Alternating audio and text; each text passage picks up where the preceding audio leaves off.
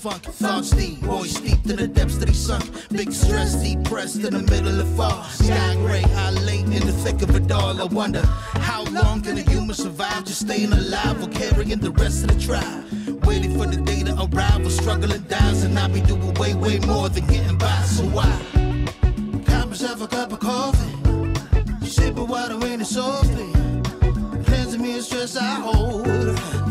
Hey, got myself a cup of coffee, sipping water in it softly, cleansing me of stress I hold.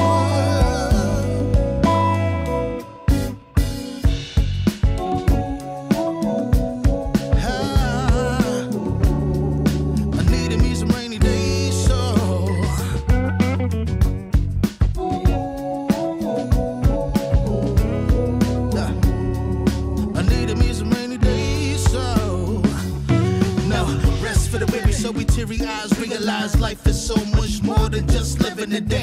Every day I can sit and reflect and breathe and connect to myself and all that I've been given. See, giving up is not an option.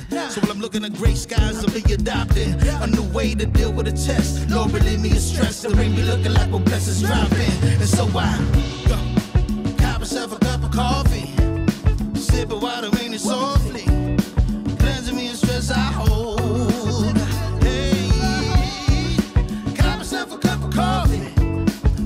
Water in it softly, cleansing me of stress I hold.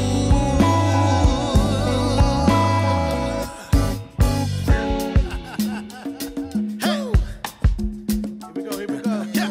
Let's do this. Y'all ready? 1, 2, 3. In times of test, let no harm beset me, oh my Lord, oh my Lord.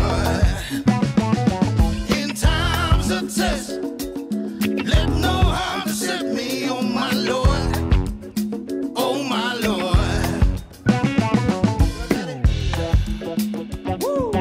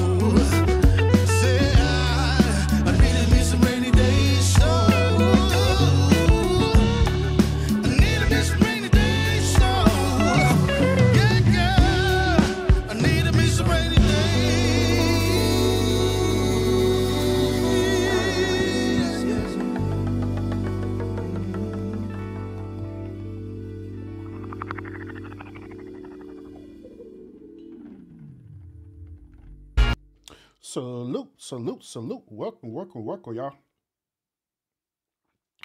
Welcome to this late show. Appreciate you on tuning in. I am Irby, your humble host. First of all, my apologies, y'all. My apologies. I had the show scheduled at 9 o'clock, but I was still out. Still out taking care of business. Yeah, now I just made it in, so yeah. I'm gonna change my glasses. So I ain't even want podcast ready yet, y'all. I'm over here tripping. But Appreciate y'all tuning in to the stream tonight. Yeah, give me one moment.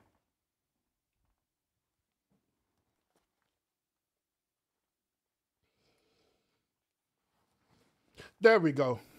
There we go. Now I look like Urban. Now I look like Urban. But once again, appreciate y'all tuning in. Appreciate it a whole lot. Tonight's show is actually a fan requested show tonight. Somebody had reached out to me through email. They wanted me to cover this particular content creator. Now, those of y'all who are familiar with TikTok, right? There's a content creator on her, and she is telling a story about who the f did she marry. Now she is currently trending on TikTok right now. And, matter of fact, she's actually getting ready to go viral on TikTok for her stories. All right, so someone reached out to me an email and they wanted me to cover this particular story. All right, so we're going to review her videos. Now, think about it. I want to give y'all this disclaimer, okay? She have a total of 40 videos, okay? 40 of them. She have a total of 40 videos.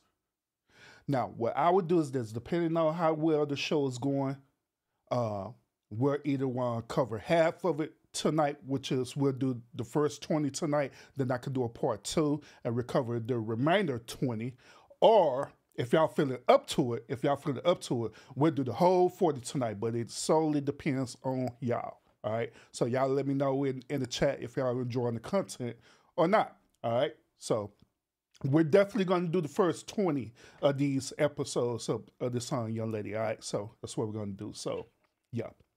So one other thing too, normally on my shows, I normally have talking points and stuff, right? George, salute, welcome. But normally I have a talking points. And when I'm talking about talking points, I pretty much have a pad and I have my talking points outlined. I don't have things scripted exactly what I'm gonna say. I have outline of bullet points, particular things that I'm going to cover while I'm talking. But this particular situation, I don't got no bullet points, I don't got no outline, I don't got no rough draft, nothing. Y'all are going to get my honest opinion about this. And on top of that, I never seen these videos neither. So I never seen them, nothing like that. So y'all gonna get the full horror version of Urban tonight, for real. So if y'all ready for it, buckle up. A lot of people been warning me that it's gonna be pretty interesting. So hope so. Hope y'all enjoy this content. But Joy, salute, welcome. Appreciate you tuning into the stream tonight, and everybody else who are in the bushes as well tonight. Appreciate you tuning in as well too. So we're gonna get ready to cover this TikToker, right? We're gonna listen to her story, and I wanna know how y'all feel about this as well too. All right.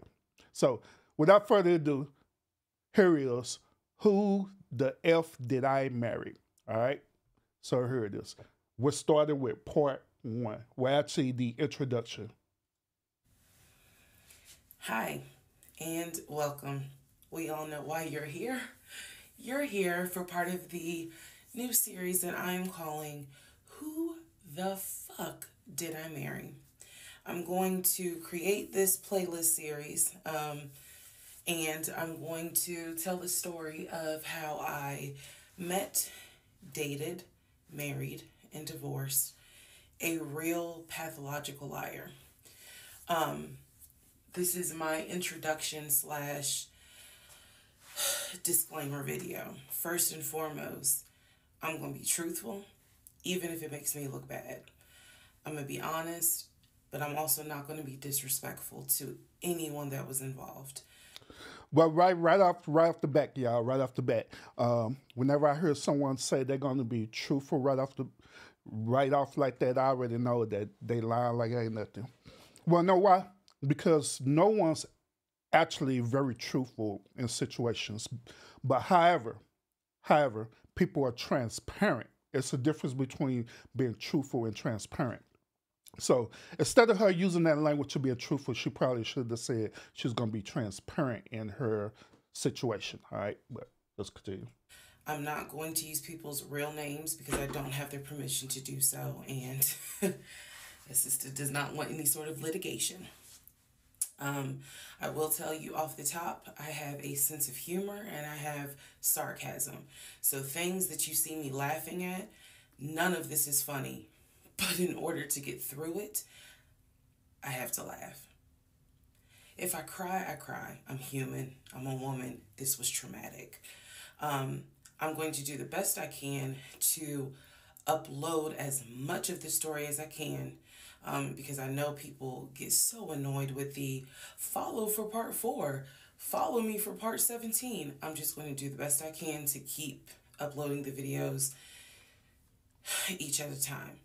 I'm going to go in order from the time we met until the time I got our divorce decree in the mail. So that is a lot of time to cover. Please give me the grace to just get it out. It may not be all in one day. It may not be all in 2 days. But what I can tell you is even if you don't necessarily see a video, I'm probably recording it and then I will upload it into the playlist titled, Who the Fuck Did I Marry? What else do I need to cover ahead of time? Because I feel like this video is important to give some sort of context. So that way when people jump into the series, they kind of can figure out, oh, let me start at the introduction video and then work my way through.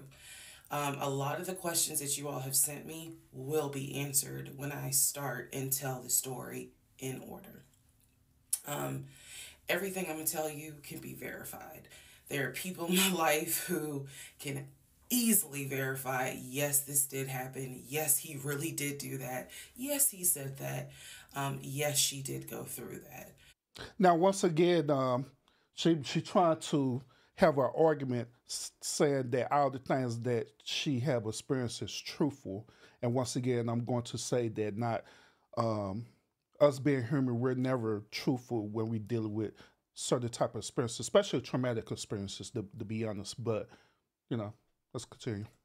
I have no contact whatsoever with my ex-husband in any way, shape, or form.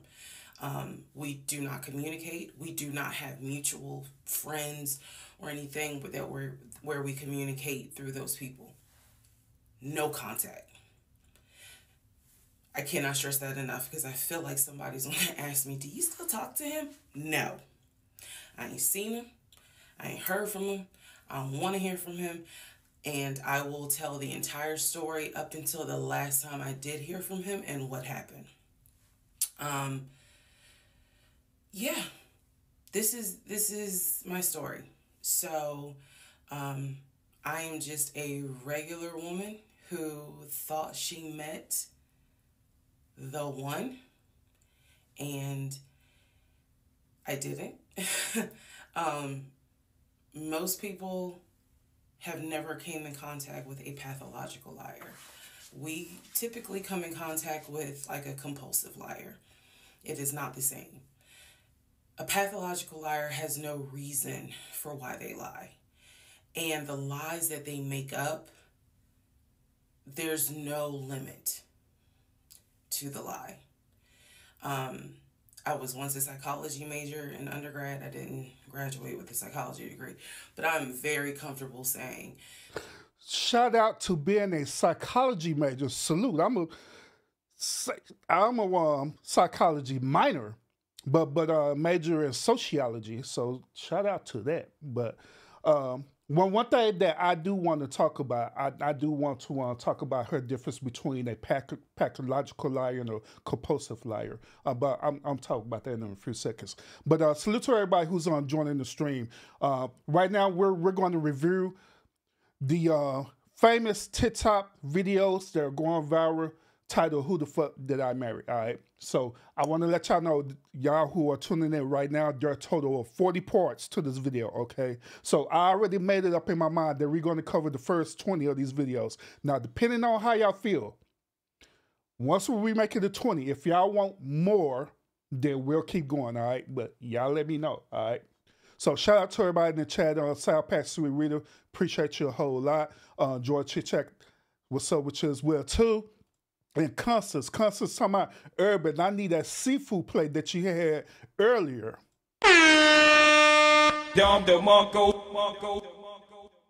Well, all you got to do, Constance, is drive on down to Waco, and I'll show you exactly where I went to. That's all you got to do. That's simple. But let's continue, y'all. That he was a pathological liar. He was a narcissist. And yes, there was some in my opinion, mental health issues going on. Pathological lying part, absolutely. So I want to preface all this by saying, you're going to probably think, what in the world? There's no way this happened. Everything you're going to hear me say actually did happen. I never thought I was going to be in some sort of Lifetime movie, but I was. So, I will read the comments as best I can. Like I said, I think if you allow me to tell the whole story, things will be answered. And sorry, I do talk with my hands. It's a coping mechanism. So if you're like, why is she moving her hands? Other than that, let's all take a deep breath, buckle in, because this was a fucking crazy ride. And if you think it's crazy, imagine how I feel as the person who lived it and had no idea what I was dealing with. I thought I knew, but I truly had no idea who the fuck I married. You like how I twisted that? Anyway. All right, y'all. This is the introduction, so welcome. Part 1 will be up shortly. So yeah, well, Constance, she's in the restaurant right now talking about part 1. So just like she said, buckle up because it's gonna be a long one. Like I say, she have a total of 40 videos of this, but we're gonna run through this, all right? So my plan is to go through the first 20 of these videos, Sam, but if y'all want more of this content, then we'll continue to do all of them. I have no problem. I don't care how long it takes, but y'all let me know if y'all want more of this, okay? So one thing that I do want to address before we get to actual part 1 of this video, she was talking about a compulsive liar versus a pathological liar.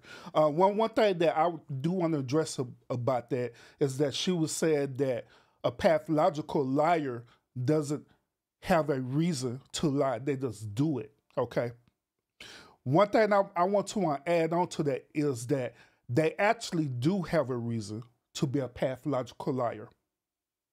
The reason why they're a pathological liar is because they lie to protect something. Same thing as a compulsive liar. Overall, both behavior trait is protecting something. They're trying to protect something, whether it's their identity, whether it's trying to protect their image, how the way people perceive them to be, whatever the case may be. They're trying to protect something. But the only difference between the compulsive and the pathological liar is that a pathological liar will do it with everything. It don't matter what it is. They'll lie about the day. They'll lie about the week. They'll lie about this. They'll lie about that. You know what I'm saying? But compulsive liar, they only lie to protect themselves in certain situations, especially certain type of traumatic situations. Pathological liars is associated with narcissism as well too. All right, let's let y'all know. So far what we're hearing is that she had got married to a dude, and this dude, she called this dude a pathological liar. So we're gonna figure out why she feel this way, okay? And one other thing too is that she addressed to us that, you know, she moved her hand a lot and stuff like that. It is nothing wrong with that at all, you know. I do that as well too, and the reason why I do that is I like to emphasize when I'm talking. All right, so there's nothing wrong with that. But let's go ahead. Part 1, let's go, y'all. Please excuse the hair, but here is part 1 of Who the Fuck Did I Marry? So I met my ex-husband around March 4th of 2020. We met on Facebook dating site, and we also matched on Hinge. So far, she met him on Facebook dating, and she met on Hinge too. Already some red flags.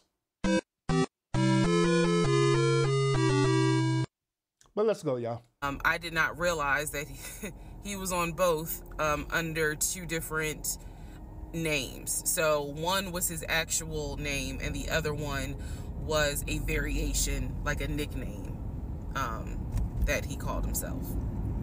Different pictures. So it was a running joke between us. Oh, you ain't even recognize that you had matched with me on Hinge. No, I didn't. And also that should have been a red flag. By the way, you will notice in this story, I called it the United Nations of red flags. It is so many red flags that, I mean, you would have thought I was colorblind because Now, before she get to her next point, I want to point out to y'all that just because this dude didn't give a full disclaimer of his full name, that doesn't necessarily mean that he's a pathological liar. That means that he's a compulsive liar. Another example about being a compulsive liar is what we do on YouTube right now. A lot of us on YouTube right now, we don't use our actual real name. And the reason why we don't use our actual real name is because we're trying to protect our identity. Okay? That make us be compulsive liars. But at the same time, when you be a compulsive liar, it doesn't necessarily mean it's a bad thing. Because once again, I want to overemphasize the reason why people do that is because they're trying to protect something. All right? So let's go ahead. Ignored all of them. So anyway, back to the story. We met around March 4th. We exchanged phone numbers. He called me and we talked on the phone for the first time. In the first phone call, he told me that he had just moved to Georgia from California, from San Diego. His job had transferred him because he was being transferred in as the new regional manager for a major condiment company that is based here in Georgia. I'm not going to say the name. And so we also talked about his childhood. He told me he grew up in Philly. He's from Philly. Both of his parents were deceased. This is the first phone call. Both of his parents were deceased. His father was a Philadelphia police officer. His mom was a teacher. He also told me he briefly lived in Augusta with his family. He had 2 brothers and 2 sisters. He also had 2 half-brothers on his dad's side. First phone call.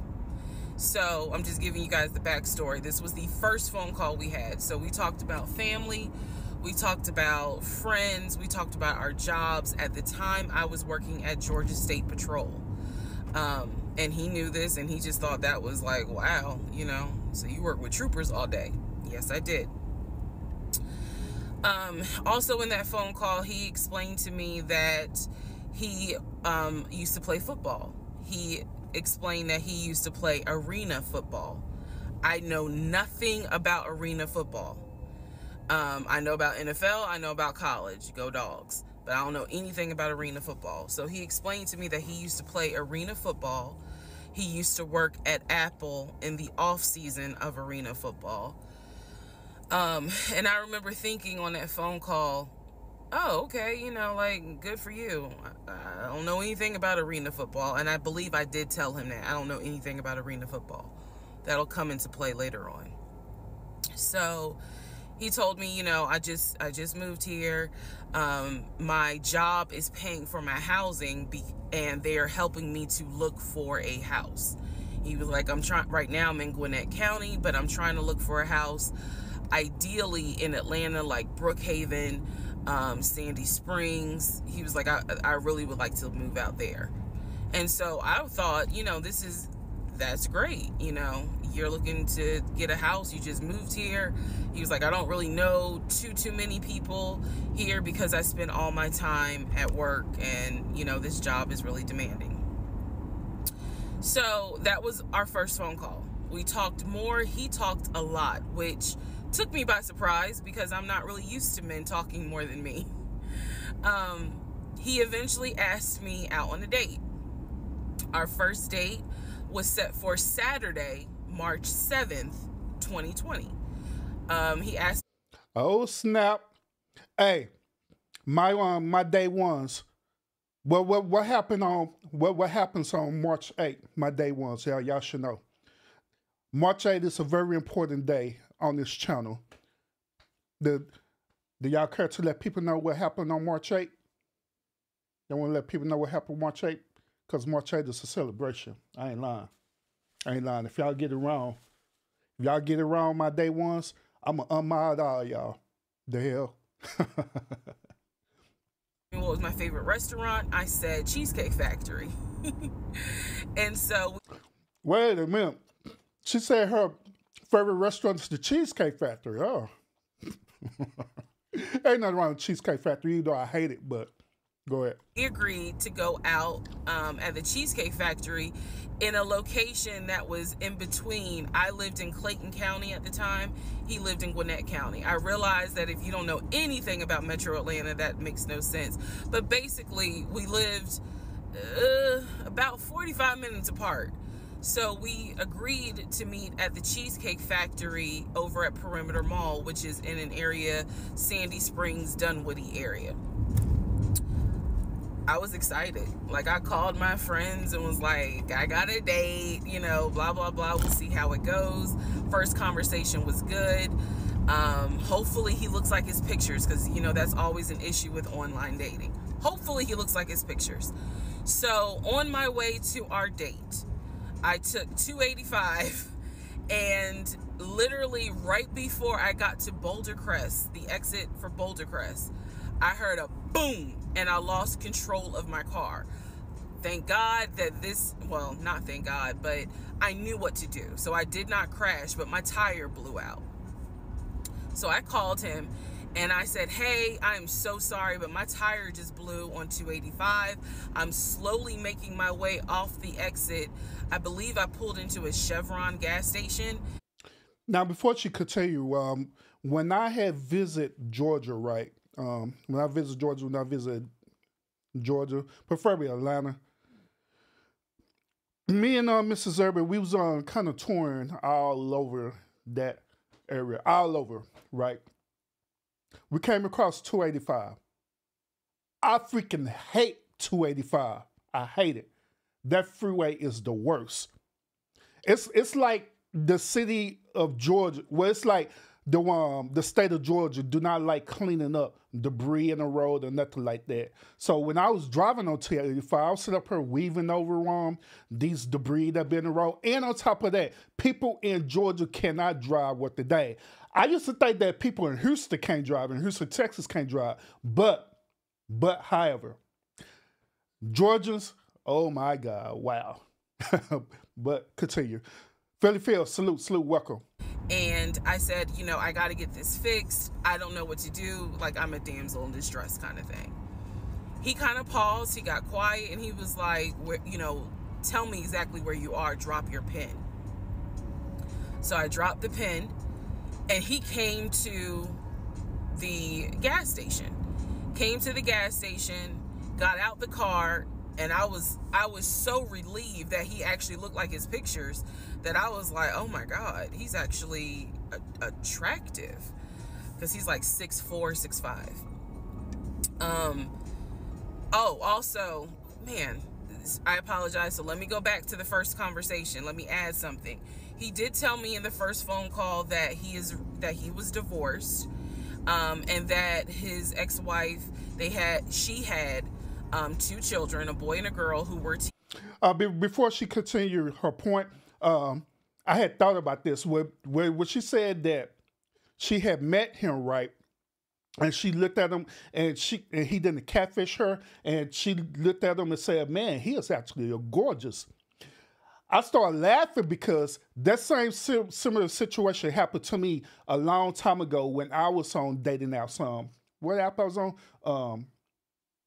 Plenty of Fish. I was on Plenty of Fish when I was out in the dating market, and I had met a young lady too.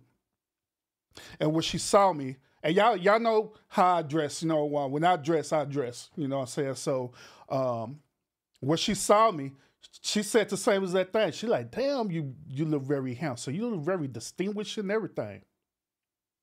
Then right after that, she curved me, y'all. Never forget it. She curved me. She told me, look, you look way too good for me. I don't even think I deserve to even go out on a date with you and all the stuff. I was like, shit, say less. I don't have to spend no money on you. Teenagers, young adults. I think the girl was about 20. And he said that he had a very close relationship with his stepkids. But that he and his ex-wife had divorced because she cheated on him out in California. And so coming to Georgia was a new beginning for him. She was still out in California. The kids were still out in California. And so, you know, he was like, there's no, I can't stand her, but I still want to be in the kids' lives. I have to put that in there because that will come back later. So this is just setting the stage. Again, that first conversation was, we talked about family, job, friends, how he ended up in Georgia, me being in Georgia, the things that, you know, I would think people talk about in the first conversation. All right, now back to the tire blew out. So he shows up to the gas station. He changes my tire, which I just thought was the sexiest thing in the world. And then he proceeds to say, hey, I found a tire place around the corner. You need to get another tire. Like, you can't drive on this donut. So he followed me to the tire place and then helped me get a tire, paid for it. So I was definitely like, wow. And so the vibe was good. So anyway, I get the tire fixed. We follow each other to the Cheesecake Factory. Okay, right off the bat, y'all. I already noticed a couple of red flags, which I'm going to address later. But one in particular, I want to put this out here for all y'all ladies, especially y'all ladies who are single, all right? Vibing with a person doesn't equate to what a person does for you, okay? I'm saying it again. Vibing with a person or vibing with a man does not equate to what that man is doing for you. A lot of women think that when a man is chivalrous, when you first initially meet him, he's being chivalrous, he opened up car doors, he's paying for your meal and doing all these different things like that. They equate that to, oh, we having a good time, we're vibing. No. And I'm just letting you that as a man, do not fall for that, because that is not the truth. When you vibe with a person, you want to connect with them on a mentally and spiritual level. You start getting to know them. You start getting to know their mannerism. You start to get to know their personality and everything. Then you make a determination whether you want to continue to have that shared connection with them. So just want to let y'all know that. Over in Perimeter. We hold hands walking into the Cheesecake Factory. So in my mind, I'm like, this is just this. Oh my God, I had butterflies. That's the look of a woman who had butterflies. So I had butterflies. And we go in, there's a long wait. And so we sit outside and we just talk. And the conversation's great. And this is where he tells me what it is he's looking for. He tells me, you know, I believe at the time he was 42. He was like, I want to get married and it be for real. He's like, my parents were married 40 plus years before my mom passed away. And I want that. I want marriage, family, a house. Like, that is what I want. He was like, I'm as a man, I'm ready to get married, but I want it to be for real, because the first time, you know, it really hurt me when she cheated on me. So he's telling me everything that I wanted to hear. And so he was like, what is it? Notice what she said. He is telling her everything that she wants to hear. Another one thing that I want to let y'all ladies know, that when we initially do these dated things, we tend to do that. We tend to let you know everything you want to hear, because in reality, we understand that it's women who want to be married. All right. So we'll say all the right things to you. Okay. Just like what he's doing. He's saying that he wanted to be married. But notice that he never he never explained to her what type of woman he was looking for in order to achieve this goal. Hope y'all paid attention to that, but let's continue. Scorpio, salute, salute. And by the way, salute to everyone in the chat as well, too. Appreciate y'all tuning in. Phil, I appreciate you sharing me out as well, too. Today, we are viewing part 1 through 20 of Why the Fuck Did I Marry This Dude, all right? So, like I said, this is my first time watching this, so y'all getting a raw, uncut reaction from me, as well as y'all gonna get a reaction too. So y'all let me know how y'all feel about this story so far, all right? So let's continue. You want. And I said pretty much the same thing. I was like, I'm ready to get married, definitely want to have a family, and I want to marry my best friend. So we both put on the table that we wanted marriage. And this is the end of part 1. All right, so that's the end of part 1. So what do y'all think about part 1? What y'all think about part 1, their first initial encounter?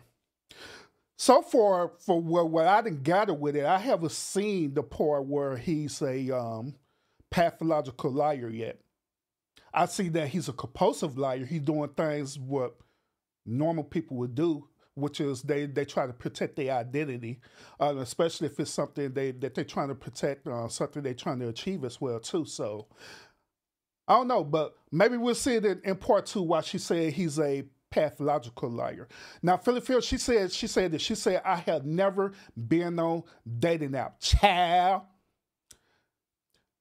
Phil, you're not missing nothing. You're not missing nothing at all going on dating apps. Because when I was out there in the marketplace, in the dating marketplace, dating apps was like it was good, but it's bad.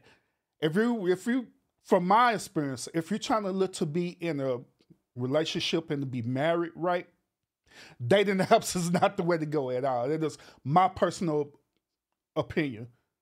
When I was out there in the dating market, the only time I used dating apps through my experience is when I was smashing chicks. No lie. I'm telling you straight up. That was my whole intentions when I was on them dating apps. Man, say, I see a chick, I'll be like, what? I'll be like, girl, say, you know what time it is? And she be like, what? I like, girl, don't play with me. You know what time it is? But she be like, what? Like, I like take them out to dinner and everything, right? Then right after dinner, I'll be like, girl, you already know what's coming up next, right? What? You know, don't be worrying me. But that's my personal experience with dealing with dating apps, all right? But when I met my wife, I didn't met my wife on a dating app. I met her, ironically, I met her while we was working together. Preferably, I had met her initially when we was training together. We both had started a new job together and we was training. And at that time, we were just cool with each other. We were just co-workers. Then eventually we went from co-workers to being, friends. Then from friends, we, eventually I asked her out on the date and all that good old stuff, So, all right, so let's hit part 2. All right, who the fuck did I marry? Part 2. So we both put on the table what it is that we wanted. We both had established we were dating for marriage. We were not dating just to date. We were not trying to be friends with benefits and none of that. So the dinner at Cheesecake Factory went really well. We laughed, we joked, we talked about people, which is kind of up my alley, my sense of humor. It was a good vibe. So at the end of the date, or excuse me, at the end of dinner, we sat in his car and he played this song for me by John Legend. I don't know the name. Hey, not John Legend. He hit her with the Don Legend. My boy hit her with the John Legend. Man. The song by the time this video posts, I will put the name at the bottom. I can't remember the song. I just remember that John Legend was talking about, I think I met my wife tonight. And I thought it was a sign. So I was like, oh my God. So anyway, we ended up sitting in the car talking. just about life and experiences until about midnight. Jamela, salute, welcome. I see you in the chat. So during this conversation, he again is telling me how it was, you know, what it was like living in California, how he went out there, he went to San Diego State, he played football for San Diego State. He talked about how, you know, he loved it out there, so he stayed. That's when he joined the company. And then he explained that he also did arena football, but only did it for about 2 or 3 years. He claims that while he was doing arena football, the team that he was on won a championship. But again, keep in mind, I don't know anything about arena football. So I was like, okay, I didn't know that they had championship. I mean, don't feel bad. A lot of us don't know a lot about arena football, to be honest. I don't even know nothing about it. I don't even watch it. And he was like, you know, he got a little offended, like, yeah, they got championships. And, you know, he was on that team. So he talked to me about how he worked at Apple. He worked something in the IT area of Apple, but within the store. Again, it was one of those, it's like when I tell people I used to work at Amazon. I really wasn't paying much attention to it. Why? So we talked about all that. We talked deeply into what happened with the ex-wife. It's because I asked. He was not volunteering all this information. So in other words, I get very uncomfortable when men start talking about their ex a lot. That's not what happened. I was asking questions because I was really trying to figure out, okay, are you ready for a relationship, or are you still missing her?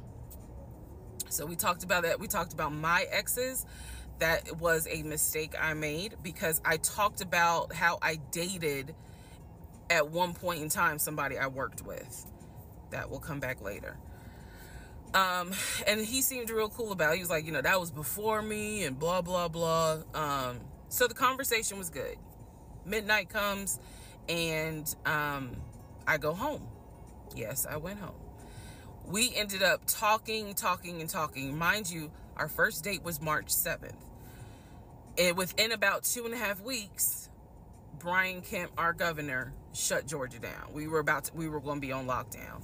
So during those 2.5 weeks, we talked every day. We went out again at Red Lobster. I remember Red Lobster. Wait a minute. Is Red Lobster still open right now? Because I haven't been to Red Lobster since I was young, to be honest with you. Is Red Lobster open in y'all city? Because I used to get that ultimate feast at Red Lobster. Everything was going great. The issue was, where are we going to quarantine? So the question was, are we going to quarantine at his place, which he had like a studio type of situation. Like, it clearly, where he was staying. Wait a minute. Hold up. Did she just say that they was trying to figure out where they was going to quarantine at? Did she not say that? Hold on, let me rewind this back. Because I was still caught up on Red Lobster. Hold up. But Jamela, she said this, yes, Urban, Red Lobster is still open. I go to Red Lobster all the time. What you got a problem with it, Urban? I don't have no problem with Red Lobster, Jamil. I don't. I have no problem with Red Lobster.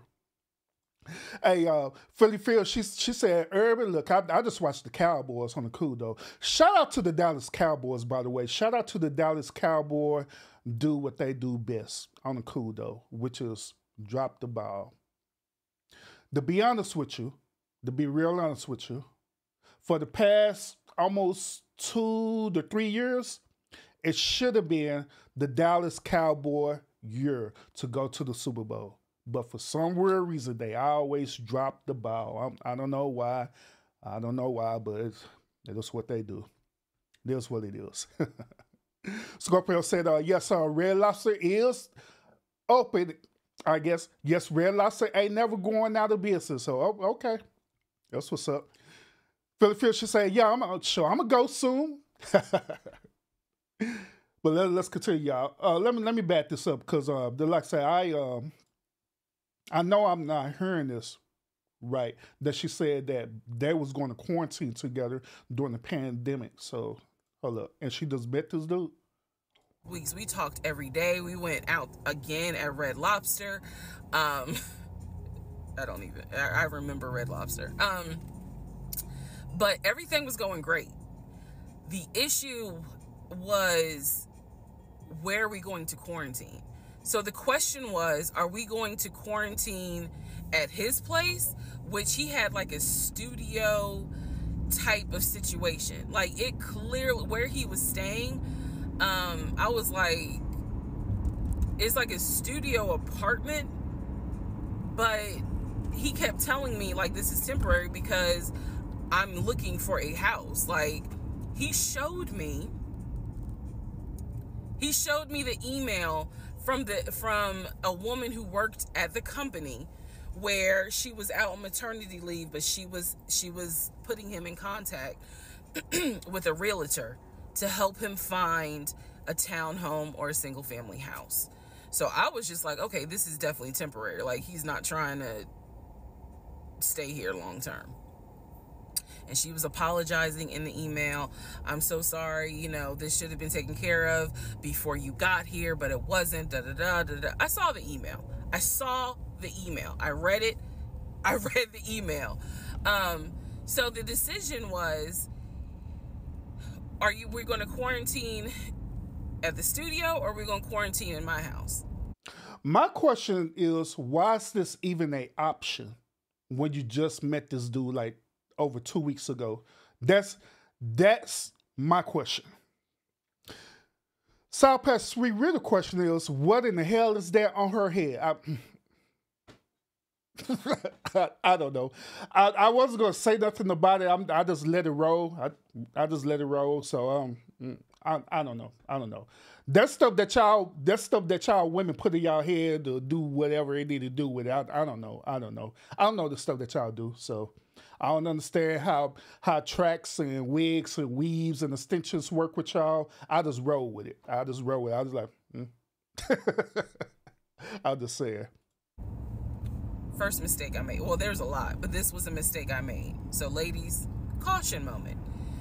During one of our dates, because keep in mind, in those 2 weeks, we were seeing each other quite a bit. Nothing physical or anything like that. Just two people who I thought were really on some, all right, let's see if this is going to grow into something. Before she continue, I noticed something too, y'all. I noticed something that's pretty important. It don't have nothing to do with what she's talking about, but I just noticed on this on a live stream, all right? And I do want to address this real quick, okay? If y'all don't mind, indulge me real quick on this. I noticed this. I had noticed that, Sweet Rita, why are you throwing up the deuces on your picture? Are you throwing up gang signs or what? What are you doing? Are you thugging it out? What are you doing? What are you doing over there? Huh?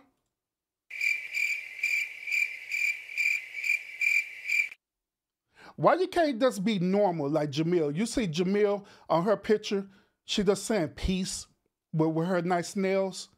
Why you just can't be like Jamil? You just have to be extra. Just have to be extra for no apparent reason. Look at this. I'm a thug, Urban. That's why you like that song, baby. I'm a thug. She said it was my birthday. That's why. So you throw up gang signs every year for your birthday, huh? Boy, I tell you. Boy, I tell you. Oh, my bad. I'm sorry. That's your daughter? I'm sorry about that. My apologies. And my condolences as well, too. Boy, I tell you. But back to Sweet Rita. All right, let's continue, y'all. He came to my house. When he came to my house, I had a 3-bedroom 2.5 bath townhome. He was in a studio. Now, I'm telling you guys all of this in order of how it happened.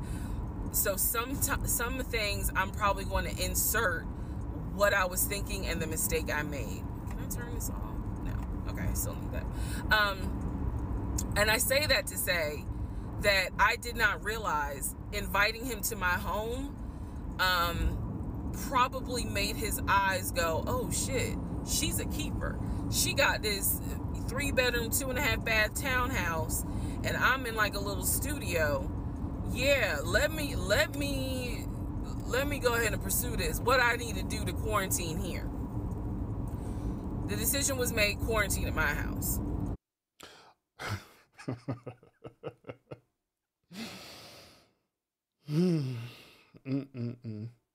I'm still confused about why was this even a discussion to begin with in the first place. Why both of them decided to, hey, you know what would be a great idea? It'd be a great idea if we quarantine together. Now, I can understand if this would be down the line of them being together for like over a year. You know what I'm saying? They've been together over a year. You know, they really getting to know each other, whatever the case may be. I can understand that. But just knowing somebody in 2 weeks, well, actually 3 weeks, is really going a month. And you already threw it out there that you want to quarantine with a total stranger, and you're agreed upon that this total stranger should quarantine in your place. All I can say is, it's just fucking bullshit. It's fucking bullshit. It's fucking bullshit. It's fucking bullshit. Let's continue. So the state went on lockdown. He came and stayed with me in my home, and for the most part, in the initial beginning, it was fine. It was fine. The reason why I hesitate is because I grew up in the church. So for me, it was really like an internal struggle of, bruh, you always said you would never live with a guy unless he was your husband. And now you living with a dude and he ain't your husband. Like, it was a struggle for me because I knew better. And don't come for me. I'm just telling you the way I grew up. It was like that. It was not sitting right with me. But at the same time, I didn't want to quarantine by myself. I did not want to. So there we go. Okay, ladies in the chat, let me ask you this question. Let me ask you this question. I'm beyond as transparent as possible. When is it okay for a man to come into your house and live in your house after meeting him less than a month? When is that okay? If that's okay. If that's okay. Or I could shorten the question by asking this. Would you let a man that you barely know for a month come live with you in your house, regardless if it's the pandemic or not? Would you allow a man to do that? Would you do that? Because me being a man, I have a problem with that. Furthermore, if it being the other way around, and if a woman were to ask me that, like, hey, you know, we kicked it off from, oh Lord, our city got shut off, pandemic. So, is it okay that I can live with you? Guess what I'm saying? Hell the fuck no, you cannot live with me. For what? Stay in your own house. We're quarantining right now. We're in the pandemic. I don't know if you got cooties or anything like that. I don't know if you're infected. You probably turned into a zombie. I don't know what the hell probably happened to you. So no. You stay over there, I stay over here, and we can FaceTime each other till this thing is over with, because we're just meeting each other. You're not family. Technically, you're not a friend neither, because I'm still getting to know you. But in this strange reason, this woman felt that it was okay to do that. But y'all, she told us the reason why she was doing it. The reason why she doing it is because she did not want to be alone. She did not want to be alone. And guess what? That is a problem with women like that. not gonna say all women, but women with that behavior, is that they don't want to be alone. They will compromise their moral compass. They'll compromise that just so they could have that interaction, so they can have that relationship and or get that ring and get married. Say it all the time. Matter of fact, she mentioned about pretty much she was mentioning about shacking, right? So she's a Christian.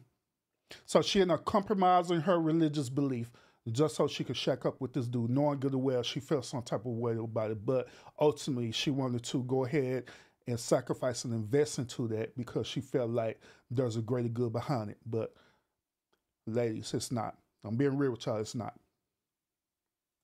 So he moved in. We talked about the bills. Let me clear something up that I said in the other video where I said he paid all the bills. He paid all the household bills. He did not pay my car payment, my cell phone, or my car insurance. He paid the rent because my rent at the time was less than $1,000. He paid the utility bills. And so when he's telling me that he's a regional manager, I was like, wow, okay, so you got money. And so he paid all the household bills. So my check really was just taking care of me, myself, and I.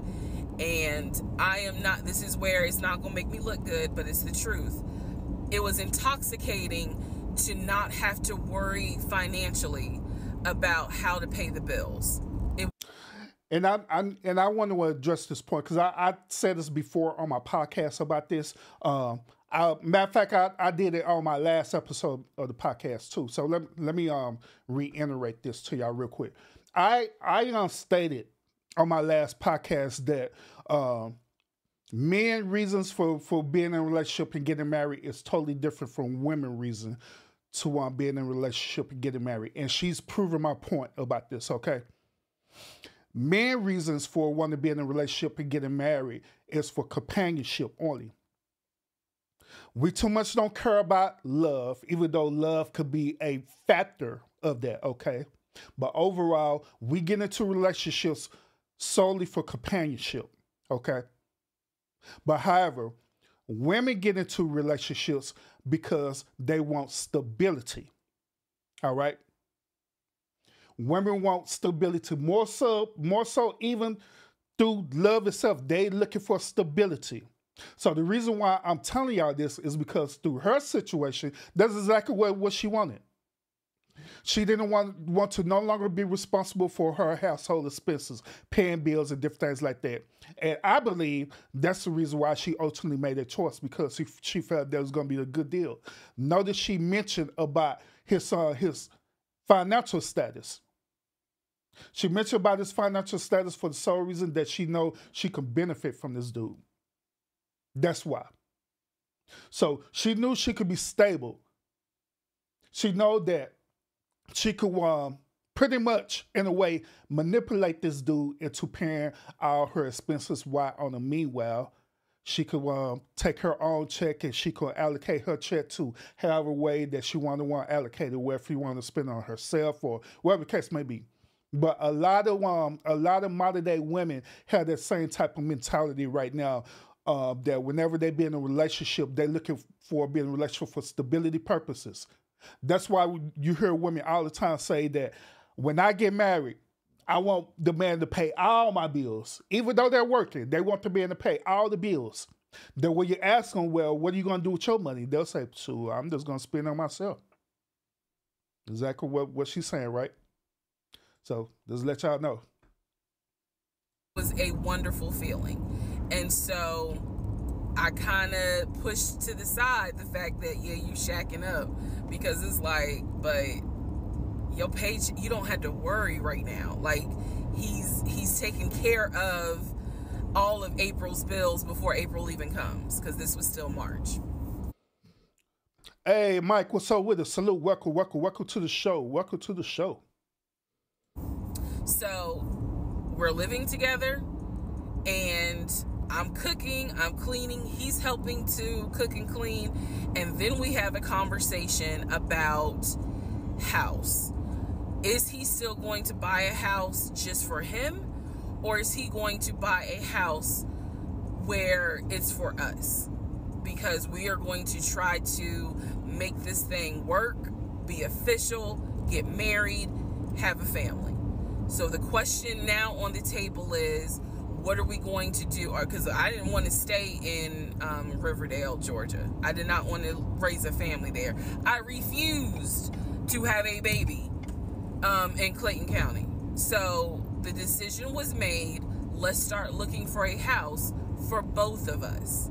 Remember, he was already looking for a house for him. But then he was like, you know what? We're together. I plan to marry you.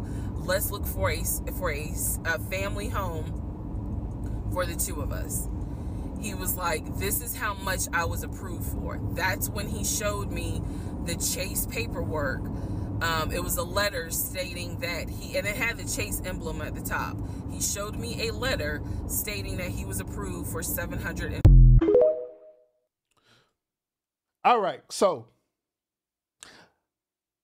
far, what is happening in this situation is that, let me give y'all a recap, because Mike, he's also asking what the lady talked about. So let me give you a recap of what's going on right now. All right, so this lady, right, she had met a dude, right? She met this dude on Facebook and also on a dating app as well too.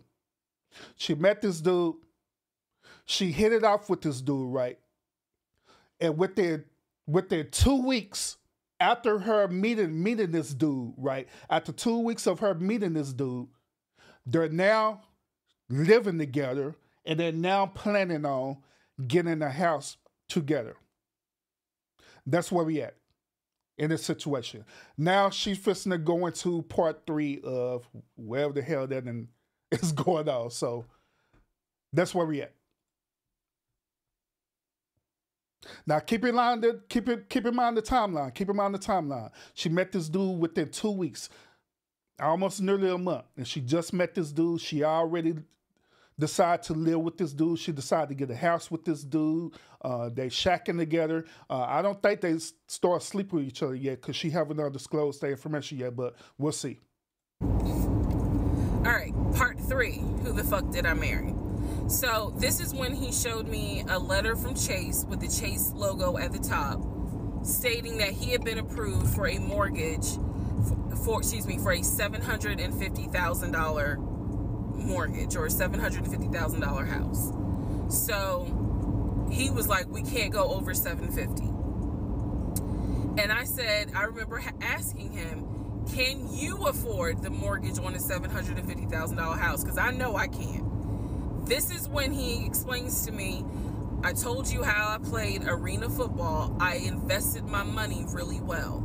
So he said, I have money that will help pay for the mortgage. He was like, I want to point out to y'all about that. A $750,000 house, right? To be honest with y'all, I don't care if you do have the money to afford that. To me, that is very unrealistic for just a home. Be real. Be 100 with y'all. A $750,000 loan, that equates to roughly about paying about $6,000 a month mortgage. Not to include HOA fees if you live in the HOA area. And on top of that, that is not including taxes that you have to pay at the end of the year. So when you add all that together, that's almost like $8,000 a month that you're paying for a $750,000 home loan. So to me, even if you have that money, that is very unrealistic for a home. Not to mention the cost of living, the maintenance and everything to keep the home up kept too. So I'm just saying, we're good. Like, I'm financially, I am okay.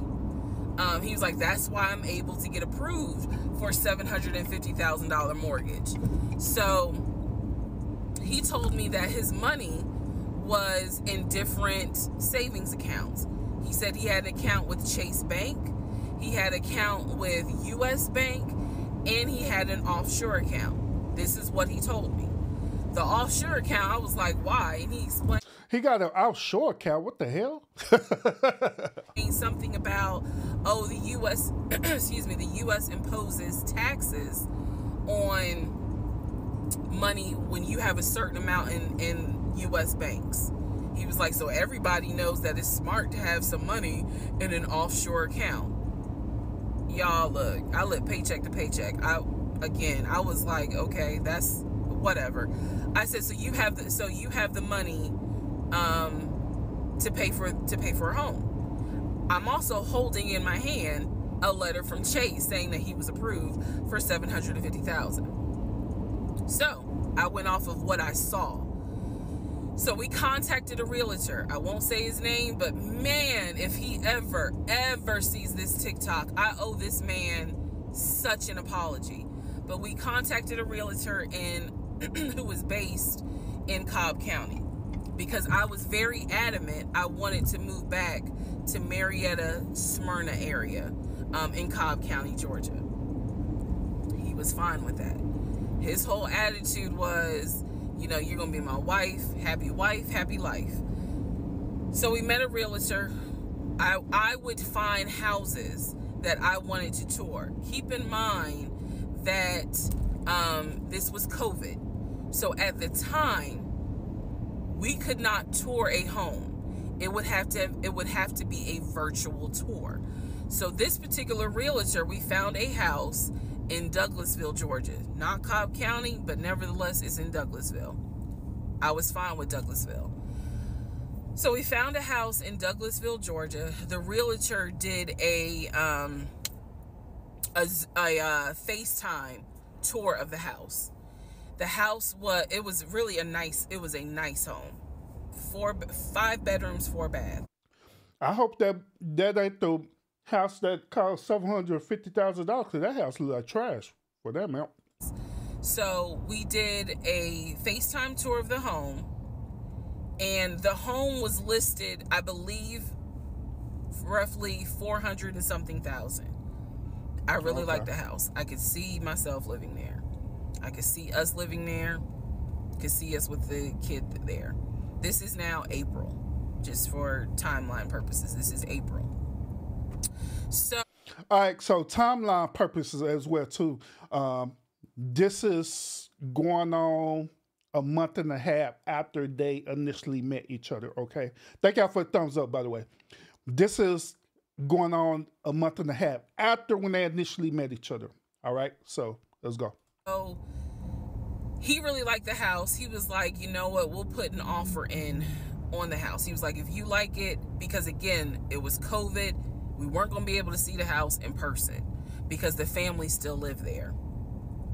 So he said, I'll put an offer in. We'll see if it's accepted. I said, okay. So he puts an offer in. He's telling me he put an offer in. I need to clarify some things he told me and the things that I actually saw. So for this house in Douglasville, he told me he was putting an offer in. The realtor would call me, because one thing that the realtor told us, he was like, if the woman likes the house, typically the house is going to get bought. So he kind of dealt with me a bit more than he did my ex-husband. And again, this is April 2020. This is before we got married. So at the time, he was my boyfriend. So the realtor. So now this dude is her boyfriend after a month and a half of them dating. Was calling me and it was like, hey, you know, I put the offer in, and what they're asking for is proof of funds. And I did not know anything at this time about buying a house. So I was like, hey, you probably need to talk to him, because I'm not even listed on the mortgage. Like, from the paperwork I saw, it was only in his name. So he called him. I guess they talked. I was not there, but I'm assuming that they had talked. So the boyfriend is coming, my ex is coming home saying, yeah, I talked to so-and-so. I sent him over the paperwork. The offer was approved. And They are going to try to do a virtual closing. First, we got to do an inspection. If the inspection goes all well, then we have to do a virtual closing. He also told me that he put down earnest money on the home. He put down, I believe, $5,000. He said, I just transferred the money over to the realtor's account or whatever, so that it could be earnest money for the house. So I'm just like, okay, great. He was like, so realistically, this is April. We should be able to get in that house by June. Okay, no problem. So this is what he told me. About 3 or 4 days later, I get a phone call from the realtor, and the realtor is like, hey, I'm just checking to see what you guys want to do about that house. So I was confused. I'm at work. And I said, oh, I was told that he put an offer in. And the realtor was like, he did? I didn't know that he put an offer in. And I said, well, why wouldn't you know? Like, he told me he put the offer in, and he had paid earnest money, $5,000 earnest money. And so the realtor was like, well, let me call him and find out what's going on with that, because I didn't know anything about it. So red flag, of course. So I call him, and he, in true narcissistic nature, he flips the script, and he like goes off. He's like cussing, going off, like he shouldn't, excuse me, I have the hiccups. He shouldn't be calling you. If he has a question, he should call me, because I'm the one that's on the mortgage. He was like, and now it's going to be an issue. And I said, well, did you put the offer in with him or not? And he said, no, I did not put the offer in with him. I put the offer in with a friend of mine who is a realtor, so I can give him the business. So. Wait a minute. Wait a minute. Now the part where she said that he was resembling narcissistic traits, yeah, I agree with her on that one, because that is pretty narcissistic as hell. But the other part where he talking about he wanted to do it through a realtor, to me that's weird. That's weird. Now when me and my wife, when we had closed on our home, right, we didn't go through a realtor. We went straight to the actual builder. All right. Because when you go through a realtor acts as a third party, meaning that whenever you go through that realtor, you have to pay a certain fee for that realtor services. Okay. So to deviate from paying that fee, just don't get a realtor. You just go out and look for a house on your own. Then when you find the type of house that you look for, go directly to the builder of that house. And that way you can have a direct contact with the builder, and you'll be able to do what you got to do with it. I did not hear from that realtor again. So I was just like, is the house under contract or is it not? He was like, yes, the house is under contract. This is how crazy things work out.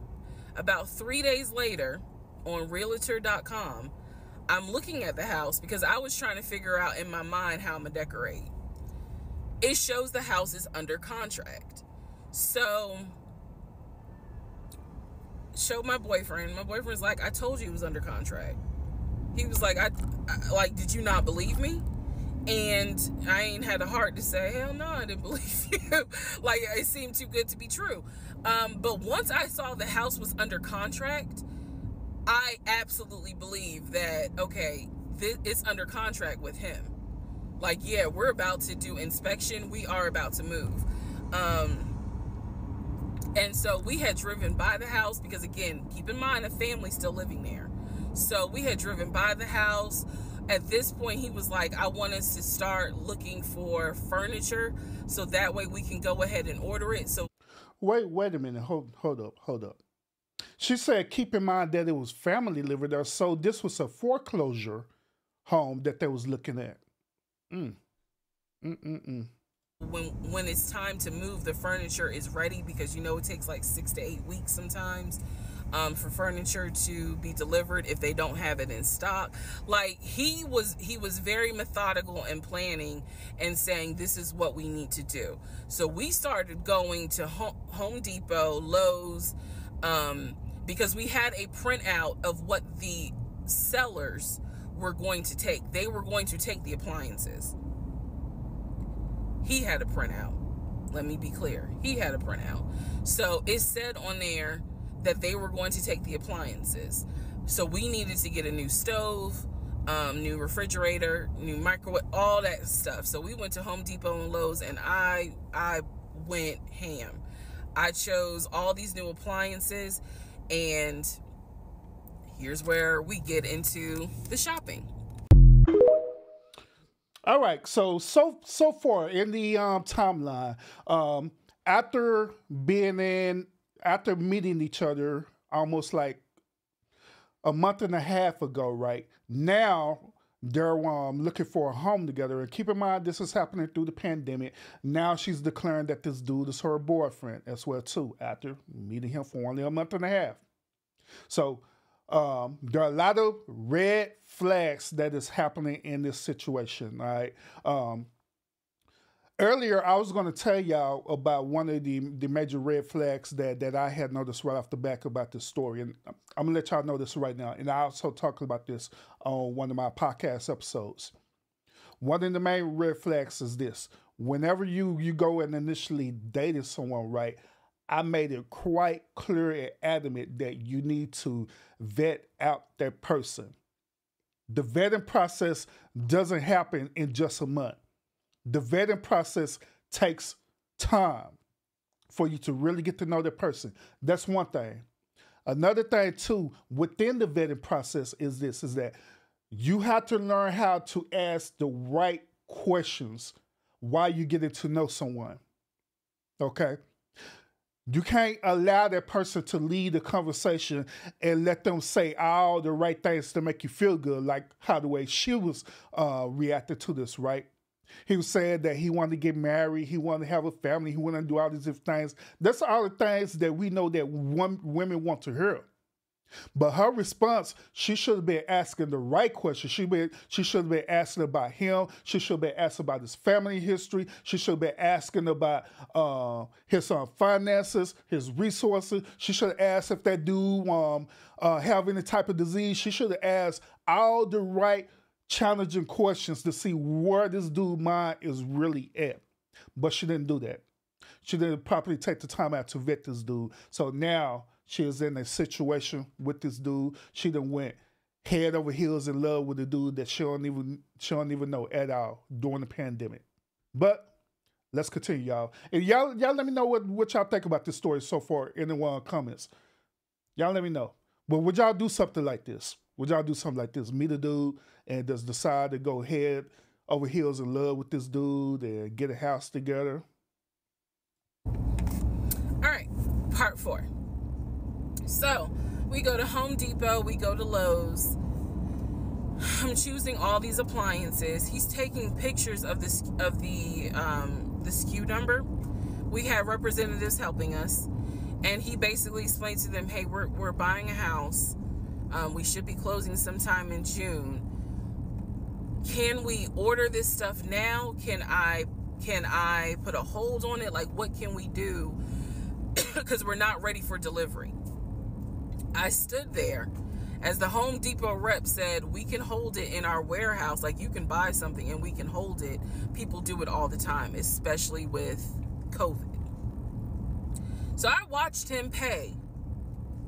I want to say it was about it was either $350 or $500.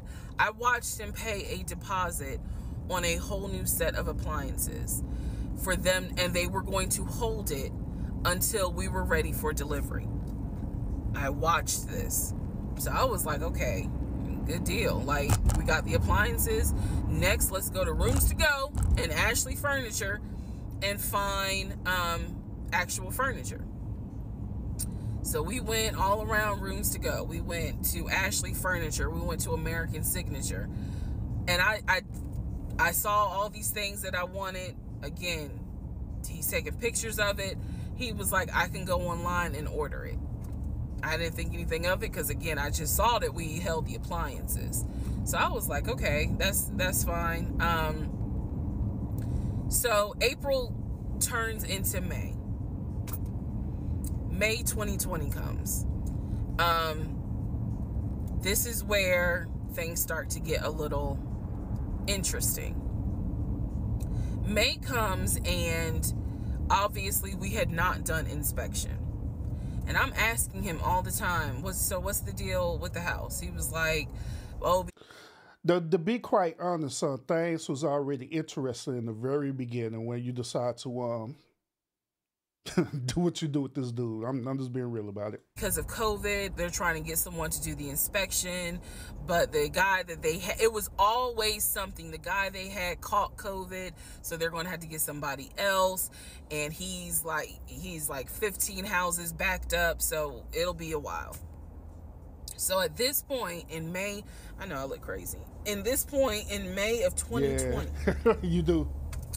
I started recording audio diaries. I don't know why. It was something just made me just start recording my thoughts in an audio diary, and I still have them. And I would save them by the date, and I would just start talking about what's on my mind. So I was like, I knew there was something was nagging me, like, but I kept pushing it out of my mind. I was like, you saw, this is what I reminded myself. You saw him pay for the appliances. You know the house is under contract. You know that he told you that he's the one who put the house under contract. Why would, like, I remember saying to myself, why would he lie about that? This is so easy to verify. See, what's happening with her is that her intuition started kicking in because she started to notice that it was just something off about the situation.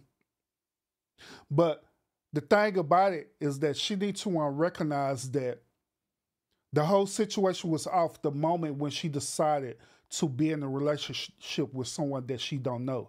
That's really why her intuition is really going off. It's like her spiritually, her spirit or soul, whatever you want to call it, right? You can even say God. Telling her like, hey, you don't know this dude. Do not do this. But instead of her listening to that, she wanted to be in a relationship so bad. She wanted this thing to work so bad. She just let this thing rock on. So why would he lie about that? Have you caught him in any other lie? And at the time, the answer was no. So I really was like, maybe you just aren't used to a guy who actually does what he's supposed to do. Like, I was questioning myself and then answering my own questions. So inspection didn't happen. Around mid-May, I found out I was pregnant. May 2020. When I found out I was pregnant, he was ecstatic and I was like, oh shit. The reason why I was oh shit is because, number one, I'm plus size. Number two, because of my age, I felt like it was probably going to be a high risk pregnancy. And I wasn't married. And that nagged. I cannot tell y'all how much it nagged me. There was a lot of internal. Oh man, I got a lot to say about this one. So now she allowed this dude to have sex with her, right? Unprotected sex. Now keep in mind with the timeline of this. They're now in 2 months of them just meeting each other, and now they're allegedly looking for a house together, and she decides to give her body up to this dude with unprotected sex, all right? And now she questioned that, right? Because first of all, she's not married. Then the second reason why she's questioning that is because of her age. Now, the reason why she questioned that about her age is typically when a woman is reached about age 30, they reach it to what is known as geriatric, if I pronounce that correctly, geriatric pregnancy, meaning that they become a high-risk pregnancy. And due to her weight as well too, the risk increased a whole lot. So she struggle in between. My family didn't even know that he had moved in at this point. I told them, you know, that I was pregnant, went to the doctor, everything looked good. But again, because it was COVID, he couldn't go in with me into the actual room. So, you know, doing any sort of ultrasound, doing the blood test, because my HCG levels were really high. So the doctor was like, hey, it might be twins. We don't know yet. You're still kind of early, you know, along. They gave me a due date. The due date was January 26th of 2021. So, yeah. May, found out I was pregnant. So there was now more of a push into, we got to get a house. We got to get the fuck up out of here. I'm not having a baby in Riverdale. Okay? Nothing against Riverdale, but I ain't having a baby in Riverdale. So we need to find out what's going on with this house. And so he was on top of it. He had an answer for everything. He was like, you know, I'm gonna call and find out what's going on, blah, blah, blah. He then magically told me about a week later, oh, they're going to do inspection on the house like in 2 days. So I was just like, okay, keep in mind, I'm taking his word for it. I'm taking his word for all this. So he's like, they're going to do an inspection. Once we get the inspection report back, then we will know what we're going to be responsible for. What are we getting ourselves into? So, I guess they did an inspection. He showed me an inspection report. Only thing that they said that the roof had just recently been replaced, which I remember he was very happy about. And the issues that there were for the house were minor. It was not a bad, because we did have a discussion about it. He was like, it's so real quick. I just thought about this too. In the other video, she said that he got approved for a loan up to about $750,000, right? So I'm curious to want to know, instead of him just going ahead and buying a brand new home, why did they make the choice to get a used home? Furthermore, why did they make the choice to get a foreclosure home too? Because normally when you go for a used home, normally you have to pay more for the up costs, because they have to do even more maintenance to make the house be presentable, which that normally they tag all that onto the back end of the closing costs. So to me, that would be in a red flag on that too. So I don't know, but it's weird. It's nothing that we can't handle. Then he said that we were set to close the end of May. We were set to close the end of May. He told me it was going to be a virtual closing. You're probably like, what the hell is a virtual closing? Because again, he's saying because of COVID, people are not closing in the office. They're doing a virtual closing where you would need to electronically sign the paperwork. This is what he's telling me. And so he was like, we're set to close like just before Memorial Day. And so for some reason, again, there's still that nagging part. For some reason, I didn't start packing. Anyone that knows me will tell you I hate moving. I've done it enough in my life. I hate moving.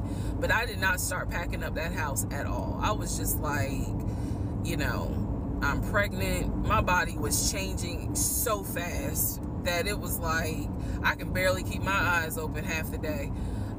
So we're dealing with a pathological liar, and also we're dealing with her being a procrastinator. Okay. And so, no, I didn't start packing. And I remember I did record, again, I was recording audio diaries just about every day. When something didn't sit right, I would verbally record it in the audio diary because I was like, I don't know what it is, but there's something. That was the theme of our relationship. I don't know what it is, but I know there's something. And so I remember talking to myself in my little prayer closet, because that's where I would do my recordings. And I remember thinking, what if we don't get this house? Like, what if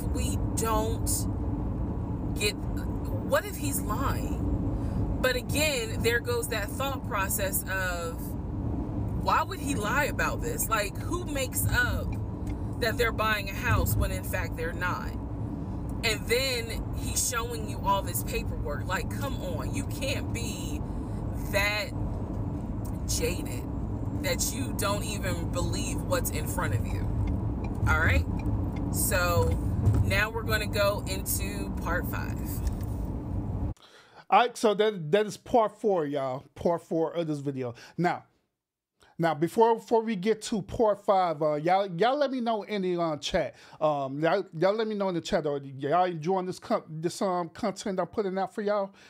If y'all enjoying this content, I can continue to part 5. We'll listen to part 5 and see where she going with this. Y'all let me know. If not, then I have no problem with ending the stream and doing it again tomorrow. All right. So if y'all want part 5, let me know in the chat right now. We'll do part 5. We'll listen to part 5 of the story. But overall, there's a total of 40 parts. Okay, she did 40 videos of this total. All right, just to let you know. And yes, I will be covering all 40 other videos, but it does depend on y'all. Depending on y'all how far you want to go into this rabbit hole. So, viewer's choice. If you want me to continue covering this right now, then let me know in the chat. Say yes, Irby, by all means. I'm into this story right now because this story crazy as hell. Or you could just say, "No, Irby, I ain't feeling this tonight." Talk about something else. y'all let me know. Y'all let me know. Y'all let me know if y'all vesting into it. Because to be honest with y'all, I'm vesting into this now. Because I'm curious to see how all this is going to end. I'm very curious about this. I'm curious about the decisions she's going to make. I'm curious about the choices that she's making right now. All kind of stuff. Because a lot of stuff that, so far what I'm hearing, is the very thing that I talk about on this channel all the time. All the time. But yeah, y'all let me know what y'all want to do. Y'all want to hear part 5? Because I'll give y'all part 5. Matter of fact, the hell with it. We're gonna do part 5 anyway, because I'm vesting in this. So there you go. Okay, part 5. Who the fuck did I marry? So I'm questioning all this stuff in my head out loud on my audio diaries. And then once again, I'm like, but look at what he's giving you. Like, he's paying. It wasn't a. Hey, y'all know what this remind me of? This remind me of a crazy version of R. Kelly Trapped in the Closet. Y'all remember that? Y'all remember watching our R. Kelly Trapped in the Closet videos? Question about money. It was just a question of, are we really about to move into this house? And keep in mind, he's paying all the household bills. He still is. So we were supposed to close before Memorial Day. We didn't. There was an excuse. There was always an excuse with him. Always an excuse. And I didn't know enough about the process to question stuff because I really wasn't involved the way I should have been. And it was giving me a lot of anxiety. So I'm pregnant with a lot of anxiety. And if I'm gonna be 100% honest with y'all, I was not expecting that I was probably going to have a healthy pregnancy because I was stressed. And what I was stressed about is I didn't know what was going on because I wasn't really involved the way that a normal relationship would be involved. Mookie, salute. Welcome to the show. Just being honest. So we did not close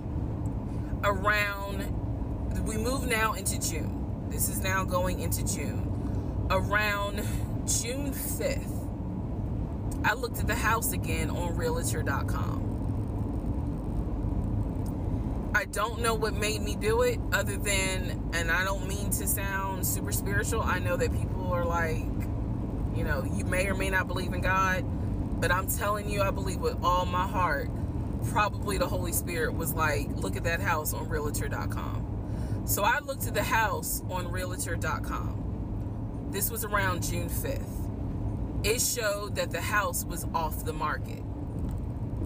And I remember being like, okay, wait, what does that mean? What does that mean? Because ex-husband is telling me we're about to close on the house. We're about to close. It's our house. We got furniture, he's also telling me that he's been in contact with the realtor, his friend, who was telling him, you know, this is what was happening next. Here's what's going on. So the guy that we initially worked with apparently is completely out of the picture. But again, I was not heavily involved. So I'm just like, let me look at the house. I see it's off market. What the fuck does off market mean? Like, now I'm really freaking out. So it shows the name of the real estate agent for the seller. I don't remember her name. I called her and I said, you know, I said, my husband and I, even though I wasn't married, my husband and I were looking at this house at. Now, I want y'all once again to keep in mind that this is going on month 3 from when they initially met each other. Okay. So we're in month 3. What was that? 3-6. We're in 90 days. All right. We're officially in 90 days of them initially meeting each other on a dating app and on Facebook. Okay. Now she's sitting up here calling this dude her husband, this dude that she barely know. But let's continue. 123 Main Street. And we really wanted to tour it, but now I'm showing it's off market. Is it not available? Or, you know, I pulled that card and she was like, oh, no, ma'am. The home closed yesterday. It closed June 4th. Again, there are certain dates I just remember. And I said, oh, it closed June 4th? I was like, really? And she said, yes, ma'am. She was like, my sellers sold the house. And I was like, oh, man, okay. Well, I said, my husband and I really wanted, you know, we love the pictures of it. And we're getting ready to start a family. So I would have loved to have been able to, have the opportunity to see it. I asked her something. I don't remember the specific question I asked her. And I know why I asked the question, because I was anticipating that my boyfriend at the time was going to have some sort of excuse. So I asked her something about the buyers. And I remember, and somehow, again, forgive me, I don't remember the question I asked her. But the answer was that it was an older white couple. Older white couple. So I get off the phone with her. I record an audio diary, and in the audio diary, I specifically say, okay, there is no house. He's going to have to get out of this lie somehow. Because now I realize, at the very least, he was lying about him being the one who was under contract. I knew enough about that. So I was like, what, how was he going to get out of this? Again, I've listened to the audio diary in 2024. I literally said in that audio diary, how is he going to get out of this lie? And I was trying to think of ways on how he's going to do it. And something said to me, because I say it on the audio diary, I said, he's going to say it's a bad deal. And he's going to say he wants to pull out. y'all keep in mind, I am pregnant. So I had a decision to make. As ugly as this decision was, I made the decision, you're about to have a baby with this man. He's paying all the household bills. Let him get out of the lie. And that's what I did. Wait, what the hold up, what? Hold up. Wait a minute.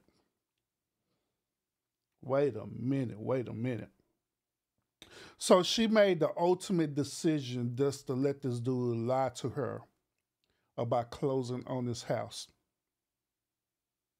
Why?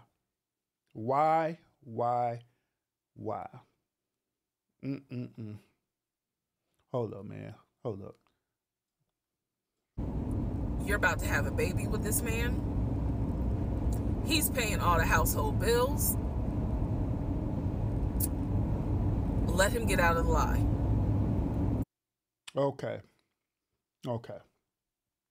All right, so I understand the reason why. I understand the reason why she said that. Y'all might not get it, but I get it. Urban gets it.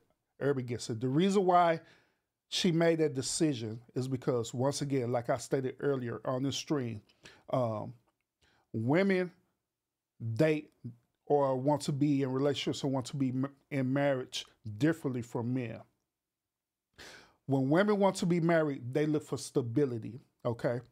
So in her situation, she was willing to take the fact that this dude lied to her, right? As long as he's still fulfilling the obligation of giving her stability.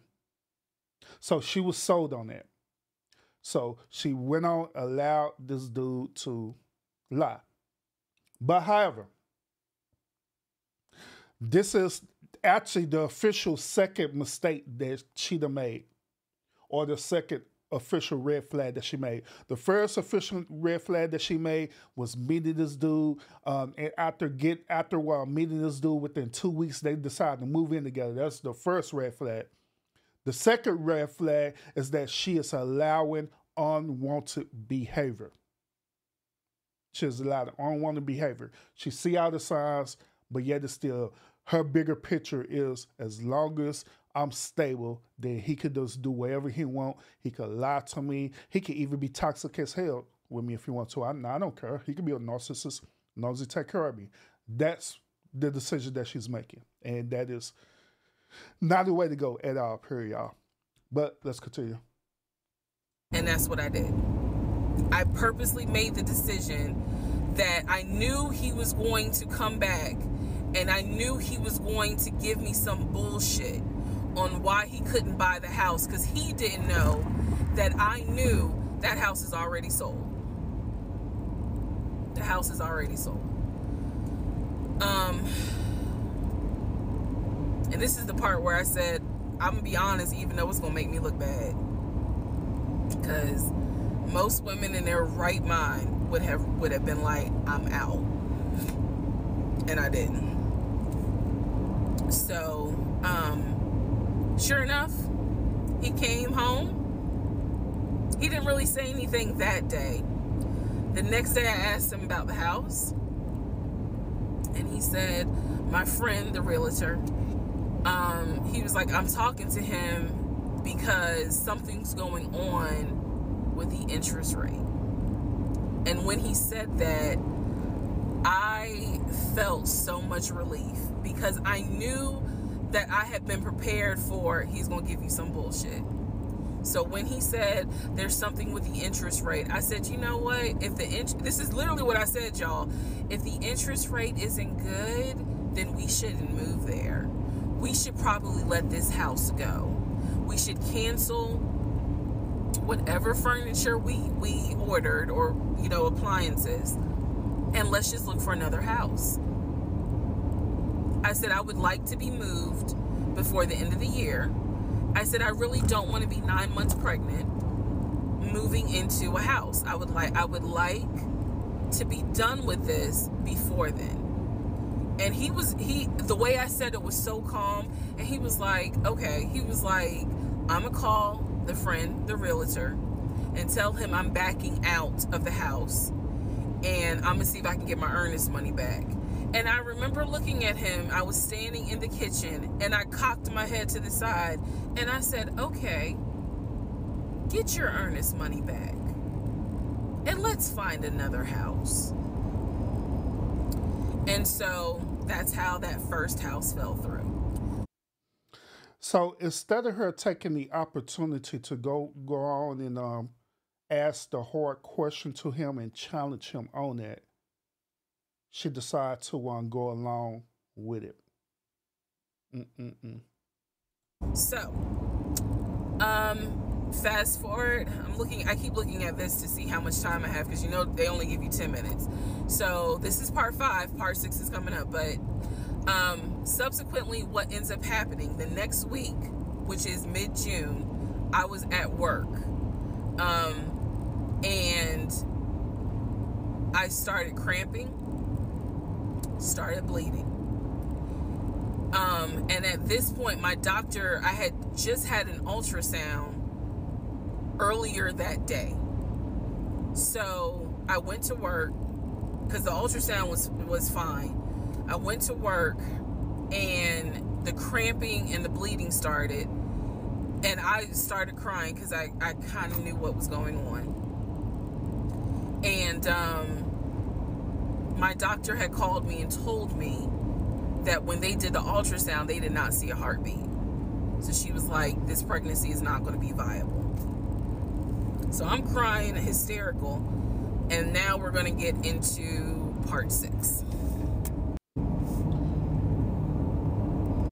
All right, so what y'all think about part 5 of this? At the end of part 5, she said that ultimately what ended up happening is that she ended up having a miscarriage. All right, but this something that I want to bring up. Now, 3 months ago, I was giving y'all the reason why she made this decision to do this.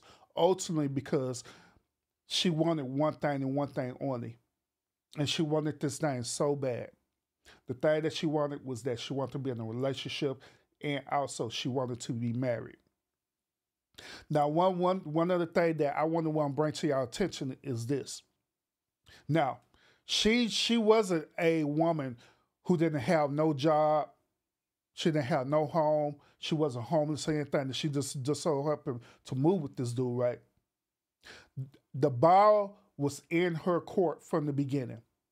She had a home. Well, she had a townhome. She had a real good job.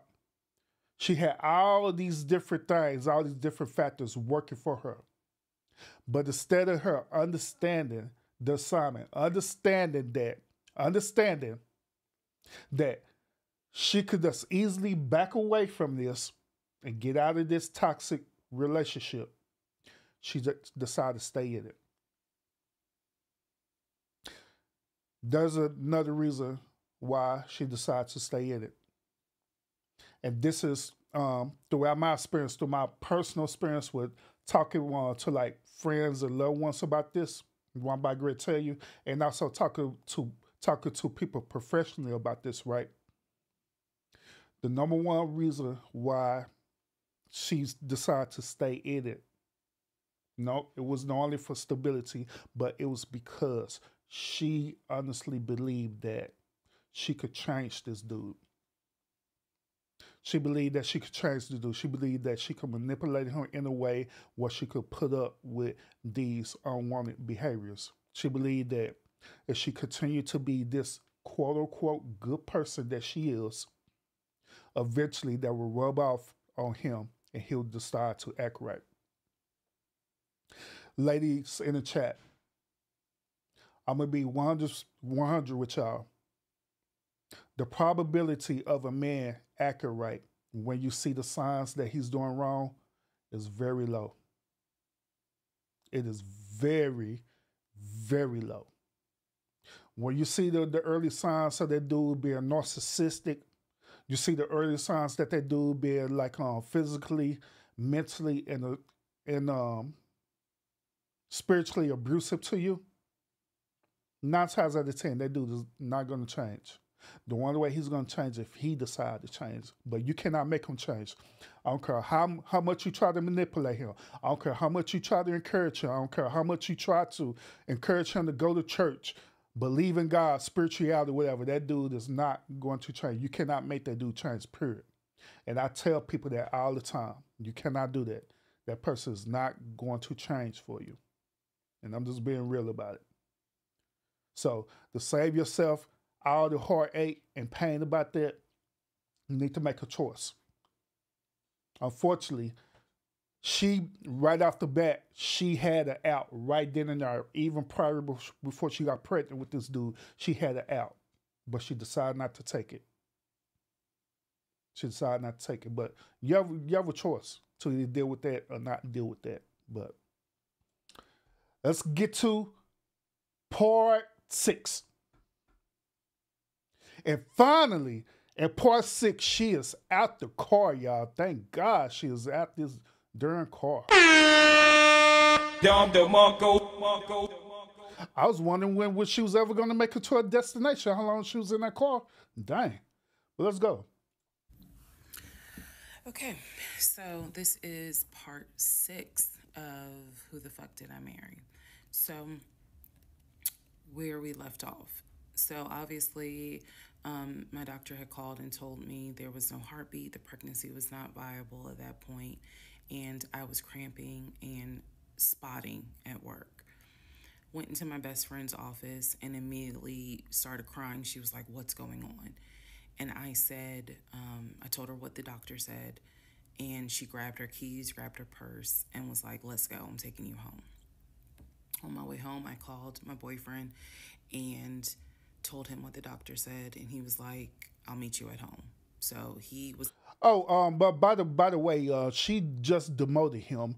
She was calling him her husband, but since after she found out he lied to her about the house, she demoted him to boyfriend status now.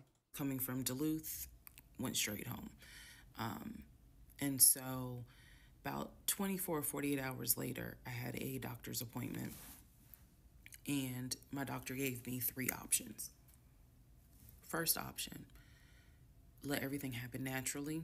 Your body will expel the fetus on its own. Second option, you can take a pill which will induce expelling the fetus at home. The pill basically will cause you to contract and expel. The third option was to go into the hospital and do a D&C. I did not want to do a D&C because I did not want to be in a hospital with COVID going on. And for whatever reason, I did not do the option of let it happen naturally. So I chose to do the pill. His birthday was June 17th. My ex's birthday was June 17th. So the decision was made, we're going to celebrate his birthday that day, go out to eat. And then that night I would take the pill because we both were off from work the next 2 or 3 days.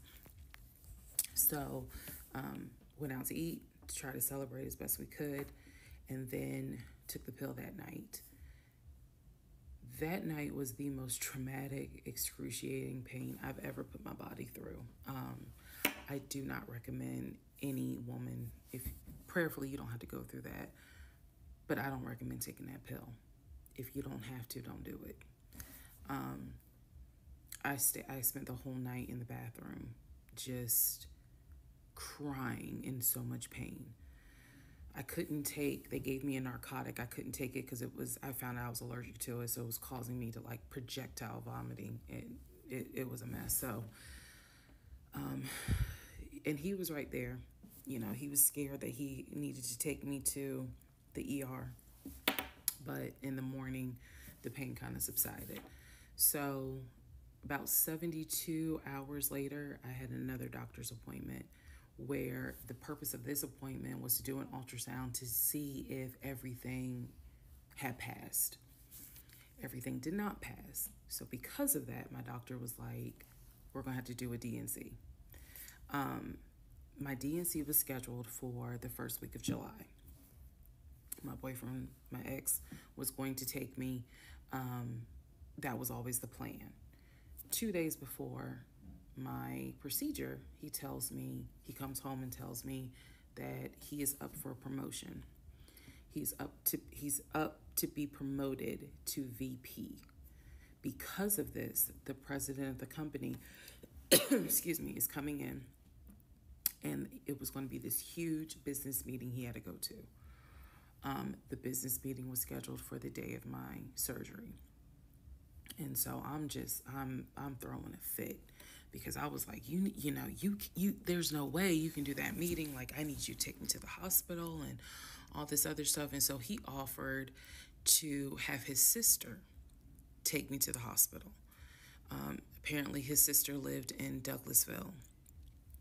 I was like, no, because I've never met her.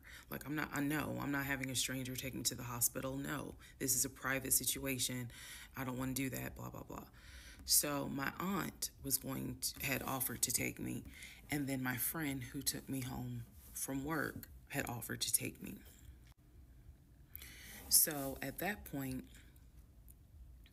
we get into an argument because he's like, my sister is, you about your family, so why can't she step in? And I was like, nah, because I don't know her. Period. I don't know her. And the reason why she don't know her is because she don't know him, nor she don't know his family or anything like that. And also, to give y'all the timeline, we are now in month 4 of after them initially meeting each other. All right. Well, one other thing I do want to point out is that I think that's very beta male-ish of that dude to do that to her. Because to be quite honest with you, I would have said at that moment, fuck that promotion.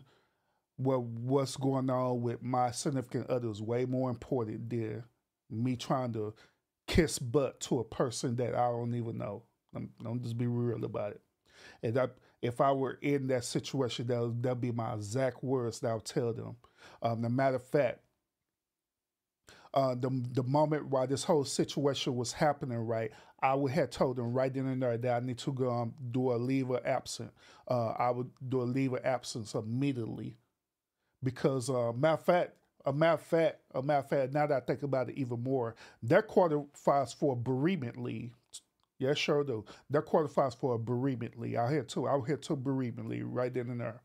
I said, if you get that promotion, I'll take a bereavement leave because we're dealing with a tragedy in our family right now, and it's very mentally disturbing me. So that's how the way it should be. But since this dude is allegedly a beta male, he decided that what he got going on is way more important than what's going on with his girlfriend. Or baby mama, whatever you want to call it. So my friend offers to take me to the hospital because I was all distressed that he's saying he has a business meeting and he can't take me. So I remember being on I-75 on the connector on the phone with her crying because I was so embarrassed that he wasn't going to be the one to take me and that I was needing to rely on someone else to take me to the hospital in order to get a D&C done. And she was really great. She was like, girl, this is why you have a village. Like, it's okay. Things happen. The world is crazy right now. I will take you. You're going to be okay. So he did not take me to the hospital for my D&C. My friend did. She could not stay because of COVID protocol. So when they wheeled me into pre-op after I got checked in, I texted him and was just letting him know, hey, here's the update. I'm about to, I'm in pre-op. They're going to get me prepared to go back to the surgical ward or whatever. And the response I got was from his new executive assistant named David. Now, when he told me he was up for the promotion, he did tell me that part of getting this new job would be that he would get an executive assistant named David. And he did tell me, I'm going to make sure that I inform David, if you get a text from this number, meaning from me, pull me out of the meeting because, my fiance's having a procedure done and I'm picking her up. So it's important that you come get me if it's something serious. So I text him. David responds. He said, yeah, Mr. Blah Blah told me that you are having a procedure done. If you need me to get him, I can go get him. He's in a meeting. Just let me know what you need. And I just said, no, don't bother him. I'm just giving an update that they're about to take me back. And David responds and says, I'm so sorry you're going through this. Please let me know if there's anything I can do. So, yeah, it wasn't his assistant responsibility to even tell her that, to be honest. But yeah, let's continue. I have the procedure. I wake up and I am now in recovery. I should be in recovery 45 minutes up to an hour and a half. I wake up, first thing I ask, and I remember asking, is where is so-and-so? The nurse, who was so sweet, you know, she was like, everything went well. You're doing great. She said, we spoke to your fiance. He's on his way. So I said, okay, okay. I kind of dozed back out, but I could still hear everything that was going on. I just could not keep my eyes open to save my life. So I hear her talk to the other nurse, and that's when she said, yeah, Dr. So-and-so called her fiance, and his executive assistant picked up. And the executive assistant said that he was in a business meeting and that, you could relay to him what you need to say, and he'll tell the fiance. And my doctor was like, hell no, HIPAA, I need to speak to him. So apparently my fiance. Yeah, that's why I stated earlier that it wasn't his responsibility to do that, because when they do that, trying to talk to the doctors and nurses, you'll be violating HIPAA violations doing that. Called the doctor back about 30 minutes later, and the doctor informed him she'll be ready to be discharged in about an hour. You can make your way and come pick her up. He said he was on his way. He was on his way from Duluth to Atlanta, which is not a huge distance, but the time of day, one thing about Atlanta, there's always traffic. So facts. He should have been there within the hour. I should have only been in recovery an hour and a half. Let's go to the next part. All right, so let's go to the next part, y'all. Part 7, who the fuck did I marry? So I should have been in recovery at Northside Hospital for about at most an hour and a half. Subsequently, I ended up being in recovery between 3 to 3.5 hours. The nurses kept calling my ex, asking what's the status, because they were actually getting ready to do a shift change.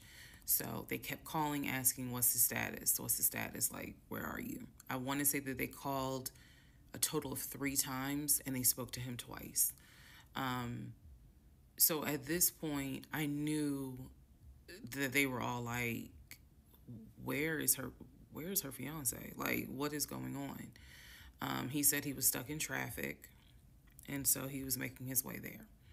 He eventually did get to Northside Hospital, and they wheeled me down, because again, he couldn't come in just because of the protocols. So when I got in the car, and I'm in pain, but yet drugged up, couldn't keep my eyes open, I was just out of it.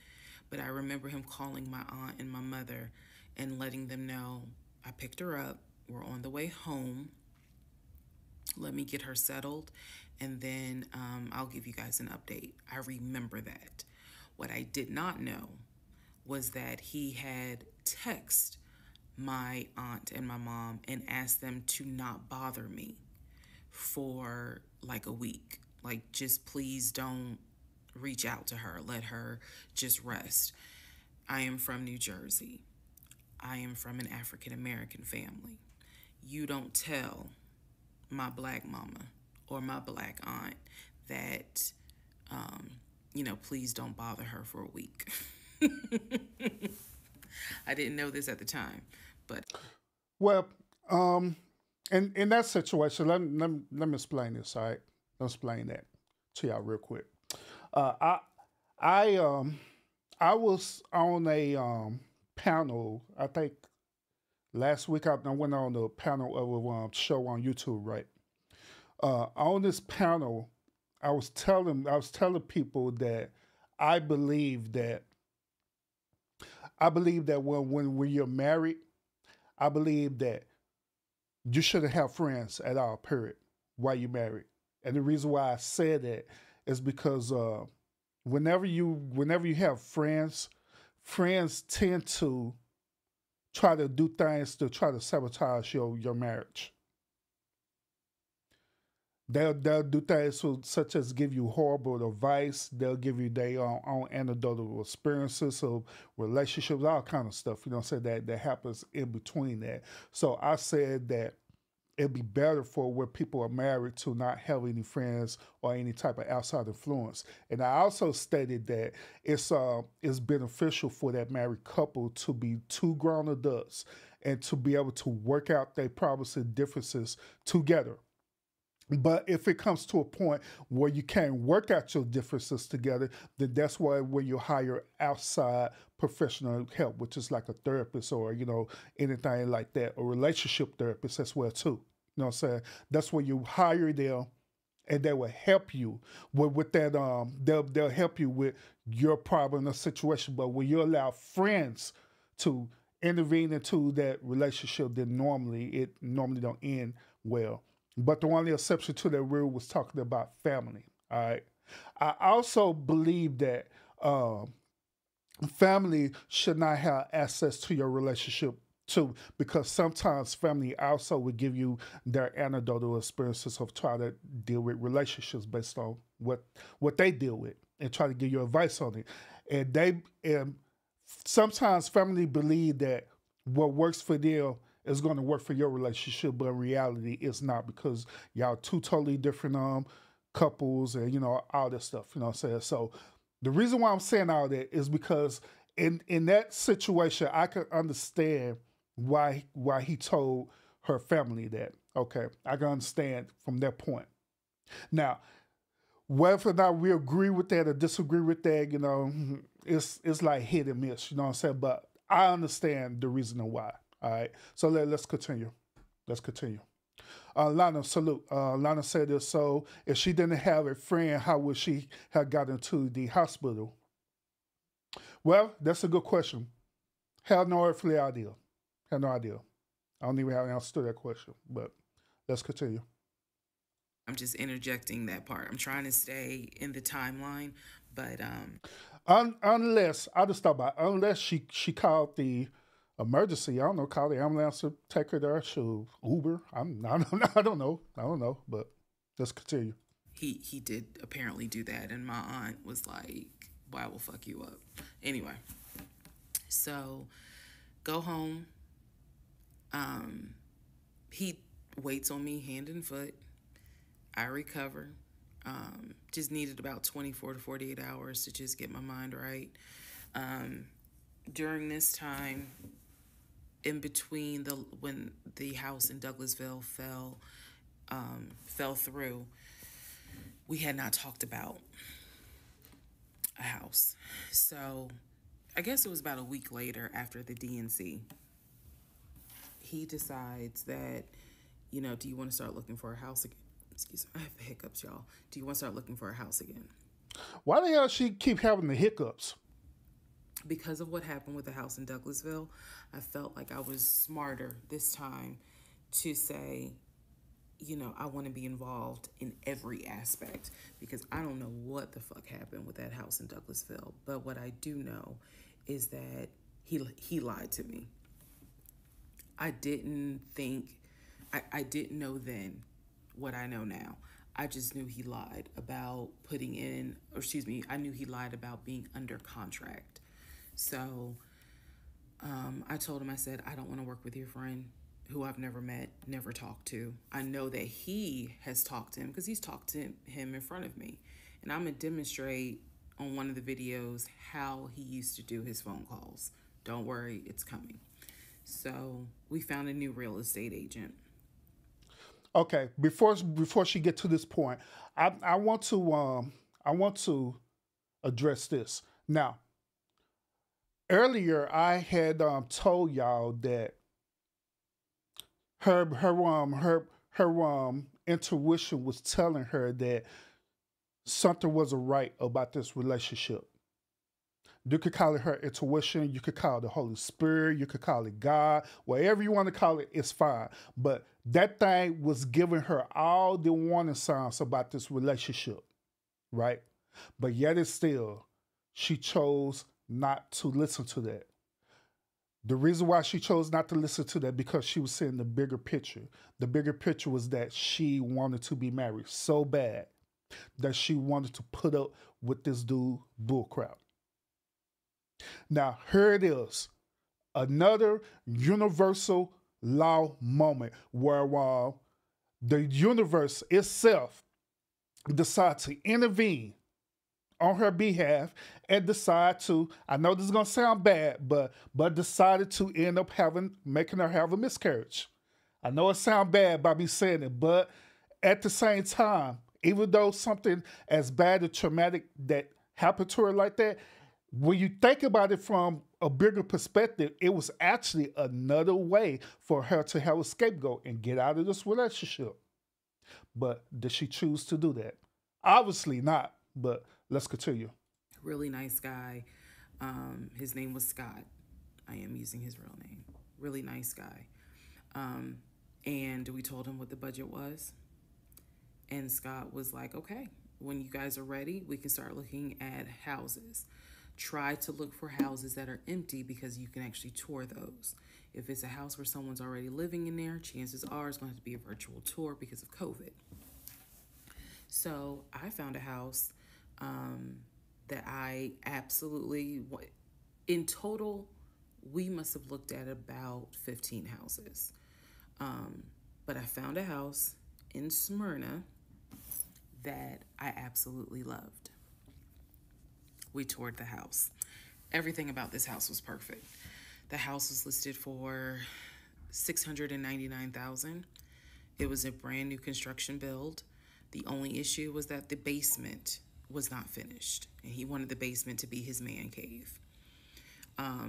Again, I went with him to tour this house, so this was already feeling very different than the situation in Douglasville, because we did not actually tour the Douglasville house. We only did a FaceTime virtual tour. This house in Smyrna, we toured.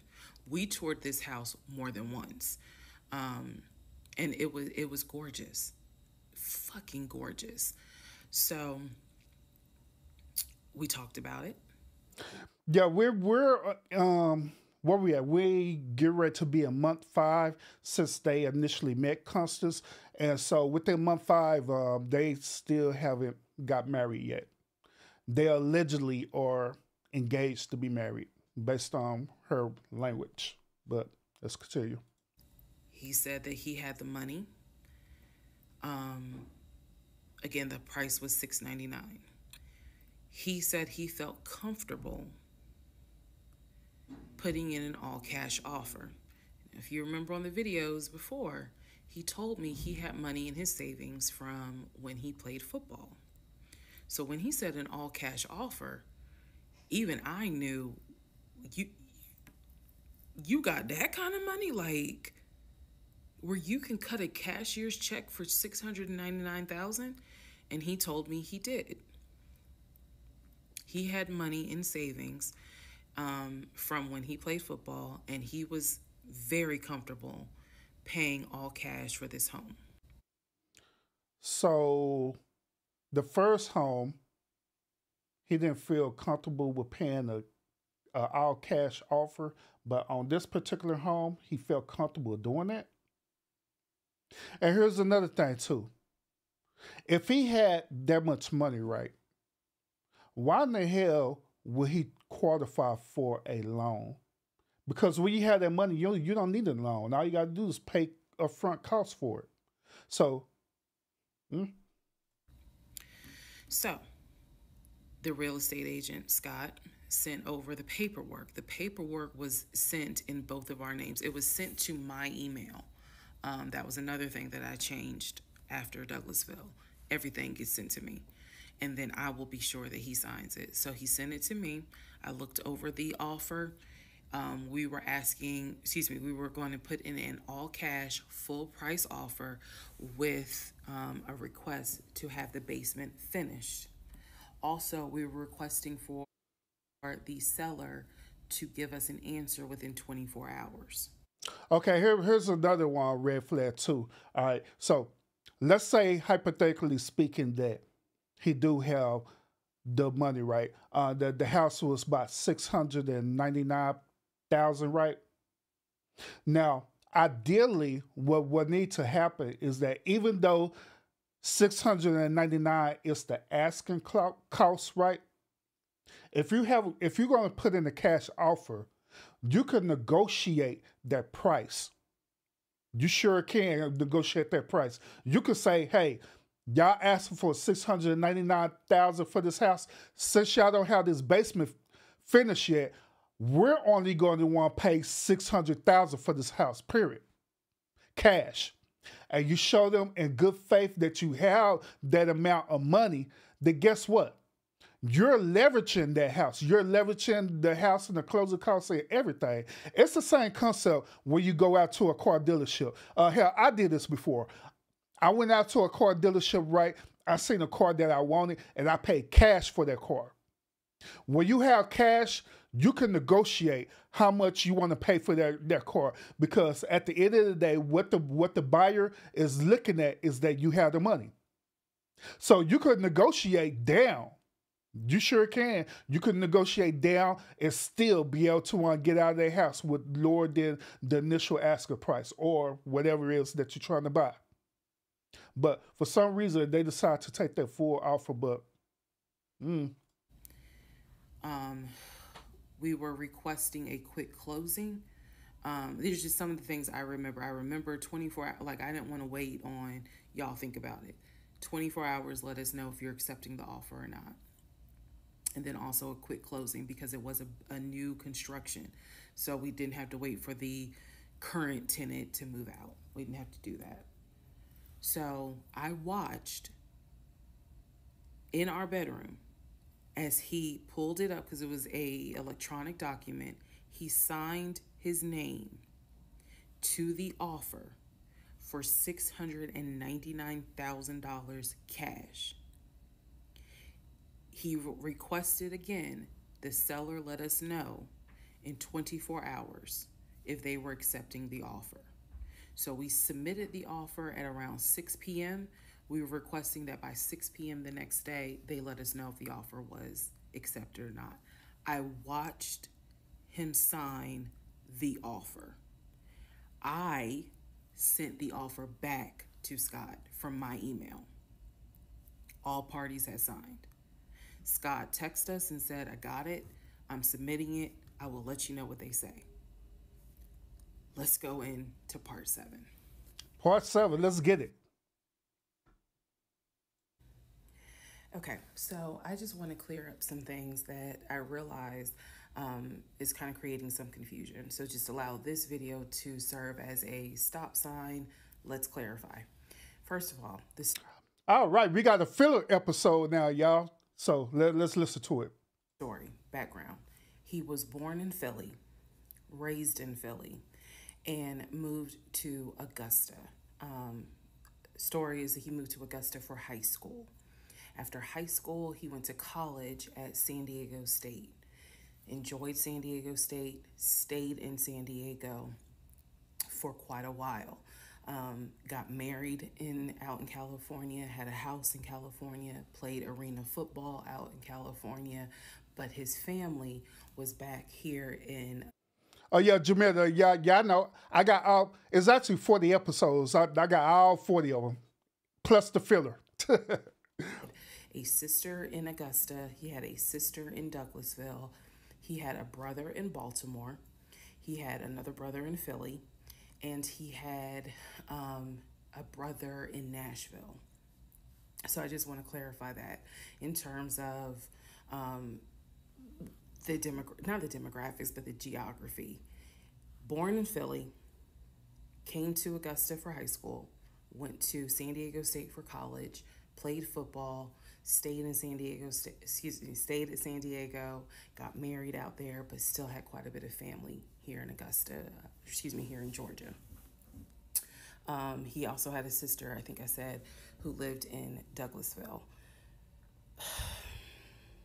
I have physically met his aunt who lived in Augusta. I've met his brother who lives in Augusta. I have spoken on FaceTime with a brother who lives in Baltimore. And then I will demonstrate how he used to talk to the brother that lives in Philly. That's coming up. You haven't missed that. In terms of the proposal, you did not miss the story of the proposal. I simply didn't want to share it because it was embarrassing. Basically, he gave me 3 ring options. We went to a jeweler at the Mall of Georgia. He had me pick out 3 rings. I told him which one I liked the most because I knew it wasn't a romantic proposal at all. I knew which ring I liked the most. I told him which one. He basically said, when I'm ready, I'll give you the ring and I'll propose.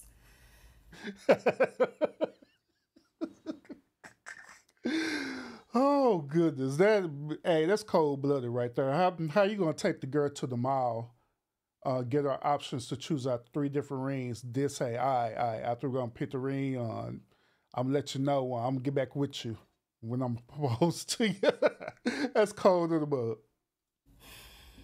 Fast forward, about, I guess it was summer because I was actually pregnant when the ring came. We were sitting at the dinner table.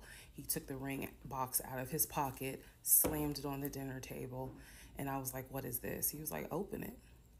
I opened it. Inside was the ring that I had wanted, that I had chosen at the jeweler, and he was like, all right, so this means that you're gonna be my wife. I was pregnant. So again, when I asked y'all to give me grace, it's because there are certain things that's just like, girl, what was you thinking? Oh, okay. Let me. All right, I'm gonna share this with y'all. All right, since we're talking about proposals, do you know the proposal with me and Mrs. Zerby? It was considered as a quote unquote romantic type proposal. It wasn't. I didn't have all her friends come all out and eat it. And next thing you know, I get on my knees and hand her a ring and give her this whole speech drawn out. You know what I'm saying? Not to do none of that. I didn't do none of that. Nope. The reason why is because I understand the whole concept about true proposals. See, a lot of us in this Western culture, we think proposal equates to being romantic. You have to do this whole outlandish thing to make it magical and special, almost like a movie. You know what I'm saying? But that's how the way we've been programmed in Western culture for us a proposal. But however, the true identity of a proposal is nothing like that. Period. And Eastern cultures and other cultures as well too. When they propose to each other, it's not like that at all, period. When you do an actual proposal, you're not proposing to the woman, okay? A true proposal is when the man goes to the father of the woman. You go to the father of the woman and you ask the father of the woman a hand to match with his daughter. The reason why they did that in that Eastern culture, even right now, even in the past, the reason why they did that is because they treated a proposal as a business transaction. Hence the name proposal. The name proposal comes from a business perspective. Okay? That's where it came from. So that man would go to the woman that he's interested in, talk to the father. This is also the reason why y'all here in the Western culture where men would go and ask the father for the woman hand in marriage, they did that because it was a business proposal. Back in the day, right, where you dealt with people who were kings and different things like that, right? That would go and respect, asking the king, could he have his daughter, which is the princess at that time, hand in marriage? And the reason why they do that is because let's say, for example, that prince, right, is the son of another king. So that son of that other king, they're doing a proposal so they could join that family, holy matrimony, right? Join that family together so the business part of it could be combined. In other words, the business assets of it could be combined together. Same thing about businesses, where two separate entities end up combining together to create what is known as a corporation. That's the purpose of a true proposal. But in Western culture, we think of proposals that you got to do all this magical stuff. Same thing when y'all doing a gender reveal. A gender reveal ain't nothing like that. Period. Stuff. That's stuff that we made up. That's to try to make it all glamorous and magical. But in reality, you shouldn't even do that. You shouldn't do that at all. So the reason why I'm saying that is when I proposed to Mrs. Zerby, it wasn't family there. It wasn't friends there. It wasn't nobody there. What I did was that I had went and talked to her father. I went and talked to her mother. I had told them my intentions of me marrying their daughter. We had talked about it. We talked hours about it. I told them my intentions. I told them my plan and everything. What we're going to want to do going forward. It was up to them to either accept that proposal or not. But in this case, they accepted that proposal. Then right after that, right, I think it was like months later. It was like over like 3 or 4 months later, after when I had a conversation with her parents. That's when I went and proposed to her. And guess where I proposed to her at? At home. Guess who was there? Me and her. Kid you not. Kid you not. That's when I proposed to her. It wasn't nothing glamorous or magical. I didn't have no dinner or anything. I didn't have no wine or nothing like that. I just came up to straight up told her that, hey, Mrs. Zerby, I love you so much, and I want to spend the rest of my life with you. That's my exact words that I told her. Mrs. Zerby, I love you so much. I want to spend the rest of my life with her. And I opened up the ring, and I asked her, would you marry me? And she said, yeah, like I ain't nothing. That's how it went, seriously. That's how it seriously went. So I'm just telling y'all this, ladies, that a proposal don't necessarily have to be the super magical thing, to be honest with y'all. Don't let tradition and Hallmark and all these movies fool y'all, thinking they got to be that way, but it don't have to be that way. As long as you know that man true intentions of what he's trying to do, then it's cool. It's okay. It's fine.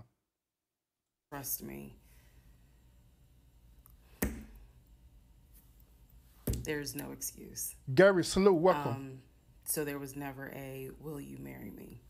It was more of a, we're living together, we're having a baby together, we need to get married, because the backstory also was that his dad was a retired police officer, but at one point his father was a pastor.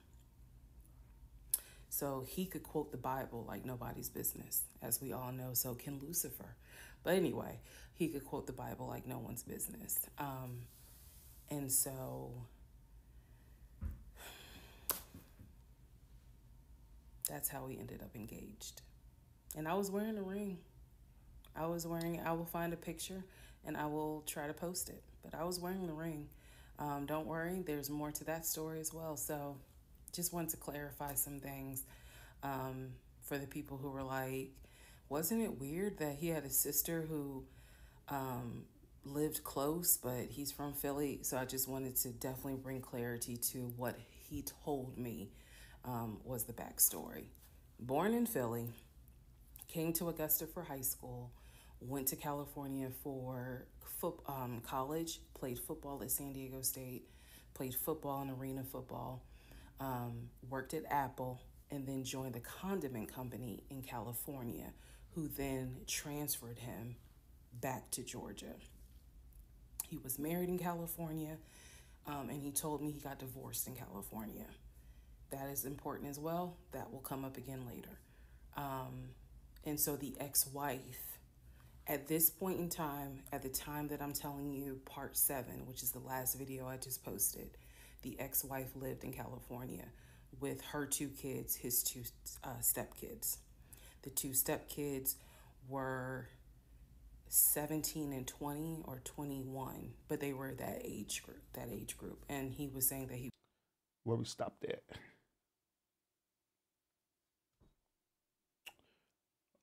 Let me see. Hey, y'all, put a thumbs up in the chat if y'all hear me loud and clear there to make sure.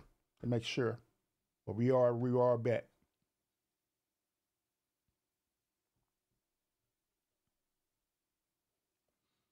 Okay, yeah, we're good. All right, so let's continue. From work. And he would talk to people while he was on the phone with me. And I could hear Appreciate the conscious people in the background. But that's a whole nother part. So again, buckle your seats. I promise I'm reading your comments, I'm reading your questions, but I wanted to bring this video just to clarify some stuff. Hopefully this helps. And honestly, I know people are fascinated by this, but more than anything, I hope that there's a woman watching this and she's saying to herself, okay, it's time for me to ask some questions. That's my hope.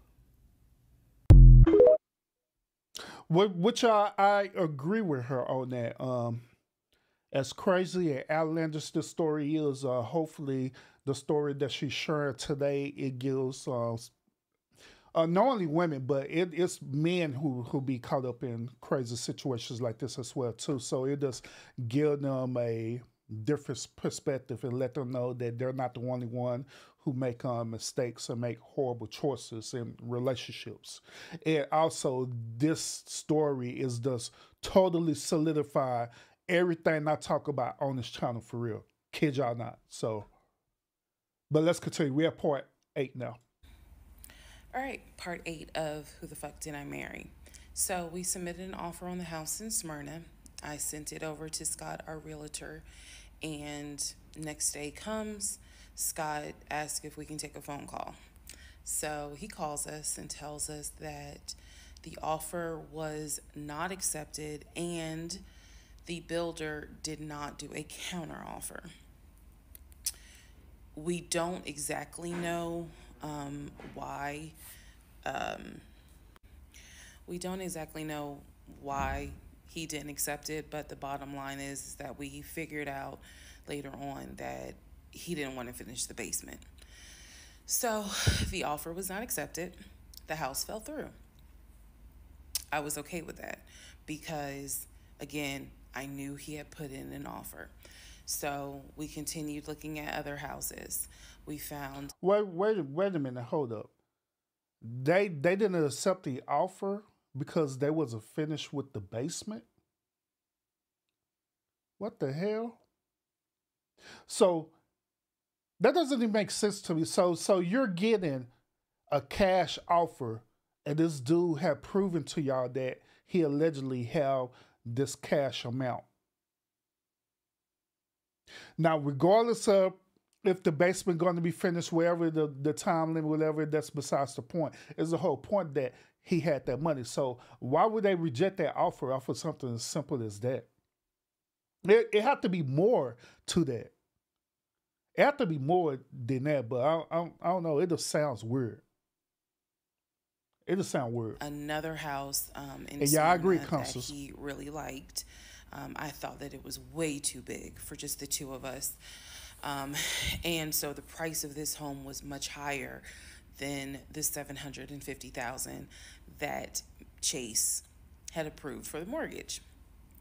So what he explained to me was that he was willing to do the $750,000 mortgage, and he was also willing to put a significant amount of the money in savings on the house, which meant that he was now comfortable going from $750,000 up to about 900,000. Again, Wait, hold up. So this dude said that he had over 600,000 cash, right?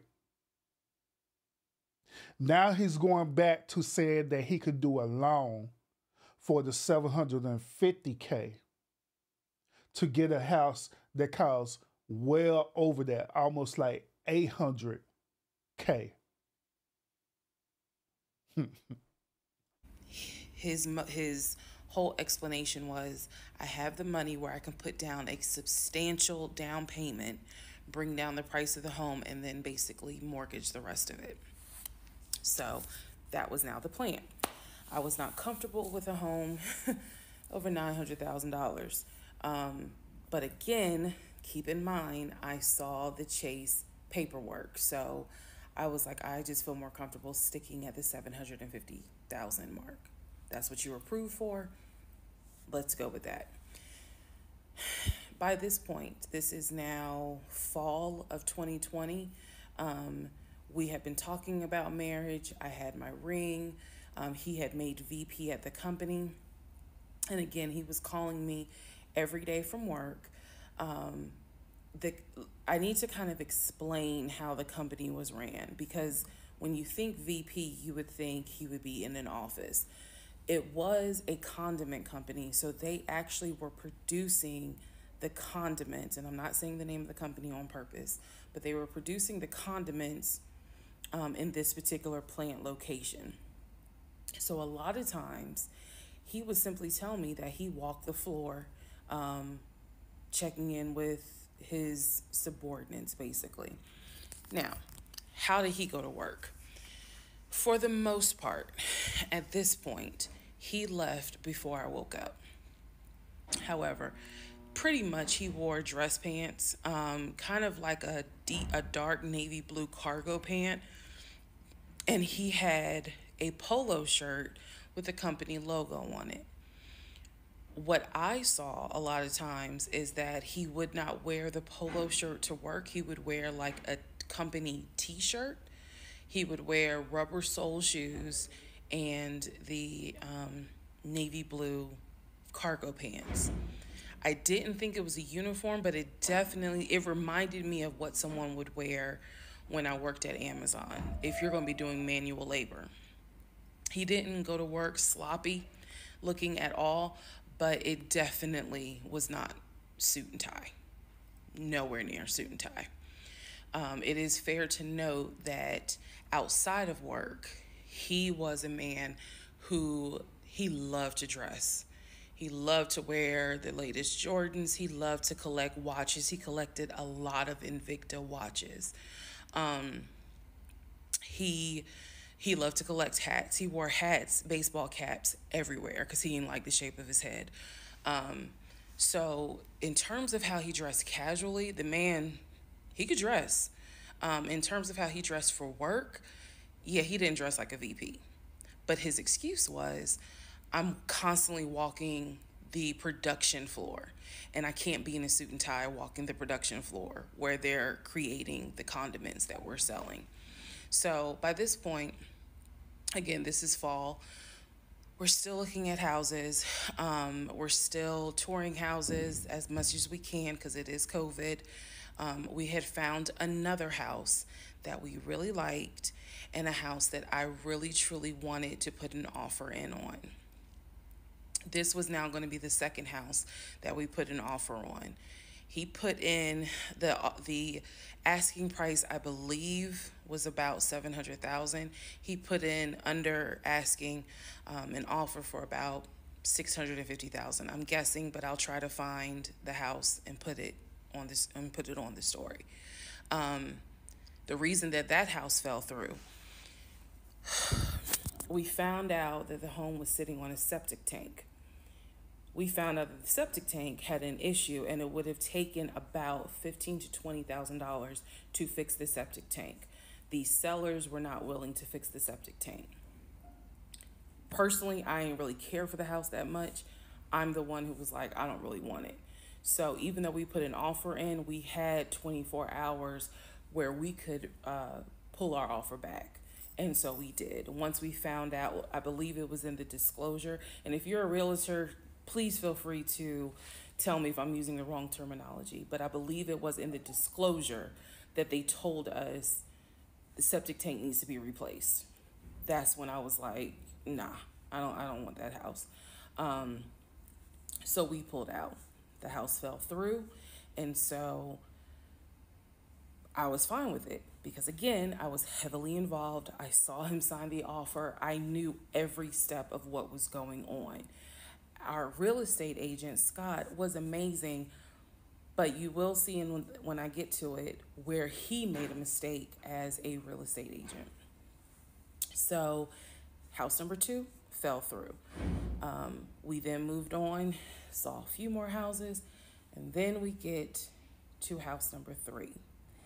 I'm going to pause talking about the houses because now I need to introduce what happened with the cars. Stay tuned. All right, it's getting juicy. We're going to find out what happened to the cars now. But just like I emphasized earlier on this, the universes keep constantly giving her pushback, telling her that what you in, you is in way too deep. You need to bag out. The universe keep constantly showing her signs. You can say the universe is God. You can say the universe is the Holy Spirit. Every way you want to interpret it is fine. No problem. But the overall end goal was that there was a lot of signs that was there that was trying his best to push her for being in this relationship, but she wouldn't listen at all, period. Even though she's telling this story about this dude, right, and telling the story about who the hell I marry or whatever she want to call it, but at the end of the day, this whole entire saga is her fault because she had plenty of times to get out of it, but she kept choosing not to do it. But it's quite entertaining to us, so let's go. All right. Part 9 of Who the Fuck Did I Marry? So we're pausing on the house stuff. Let me tell you. Oh, man, on part 9, she's all dressed up, got her hair did, wearing some shades and everything. All excited and, well, she's back in the car again, so she's probably going to be in the car the next 10 episodes, y'all. So, I don't know. Let's see. About the car. So when I met my ex-husband, I was driving a 2012 Nissan Rogue, fully loaded. It had quite a few miles on it, but it got me from A to B. It was in good condition, but I was upside down in the car. He was driving a 2018 Ford Taurus, sport mode. I know he had a sport mode on the car, and I love driving that car. When he told me how he was a regional manager, he told me that one of the perks that came with the job was that he would be getting a company car. And so we spent time going to Range Rover of South Atlanta. We spent time going to Jaguar. We spent time going to BMW. We spent time going to Ford, which was on Mount Zion in Morrow, if you all are familiar with that area. He test drove a whole lot of cars. In the end, he decided on a BMW sedan. I was there when he test drove the car. I got in the car with him. I loved it. And he explained to the salesperson, you know, I'm getting a company car. I need to get a printout of the full price of the car, tax, tag, and title. Because what my company is going to do is wire over the money for the car. The salesperson was like, okay, you know, apparently that happens a lot. So he gave him a printout with the tax, tag, and title for the car. In front of me and the salesperson, he called the person in the finance department for his job. Obviously, I have no idea what this person's name is, but he called the person. He explained to them, this is the amount of money. He said the president of the company, so-and-so, has authorized for him to get a car, not spending more than, I think, $90,000, tax, tag, and title. The BMW came out to just under $90,000. And so I remember this conversation so fucking vividly. So he's on the phone in front. I'm sitting down, the salesperson sitting down at their desk, and he's like, they put me on hold.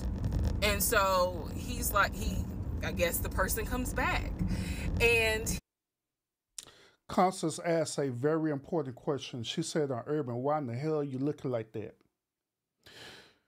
The reason why I'm looking like that is because of this.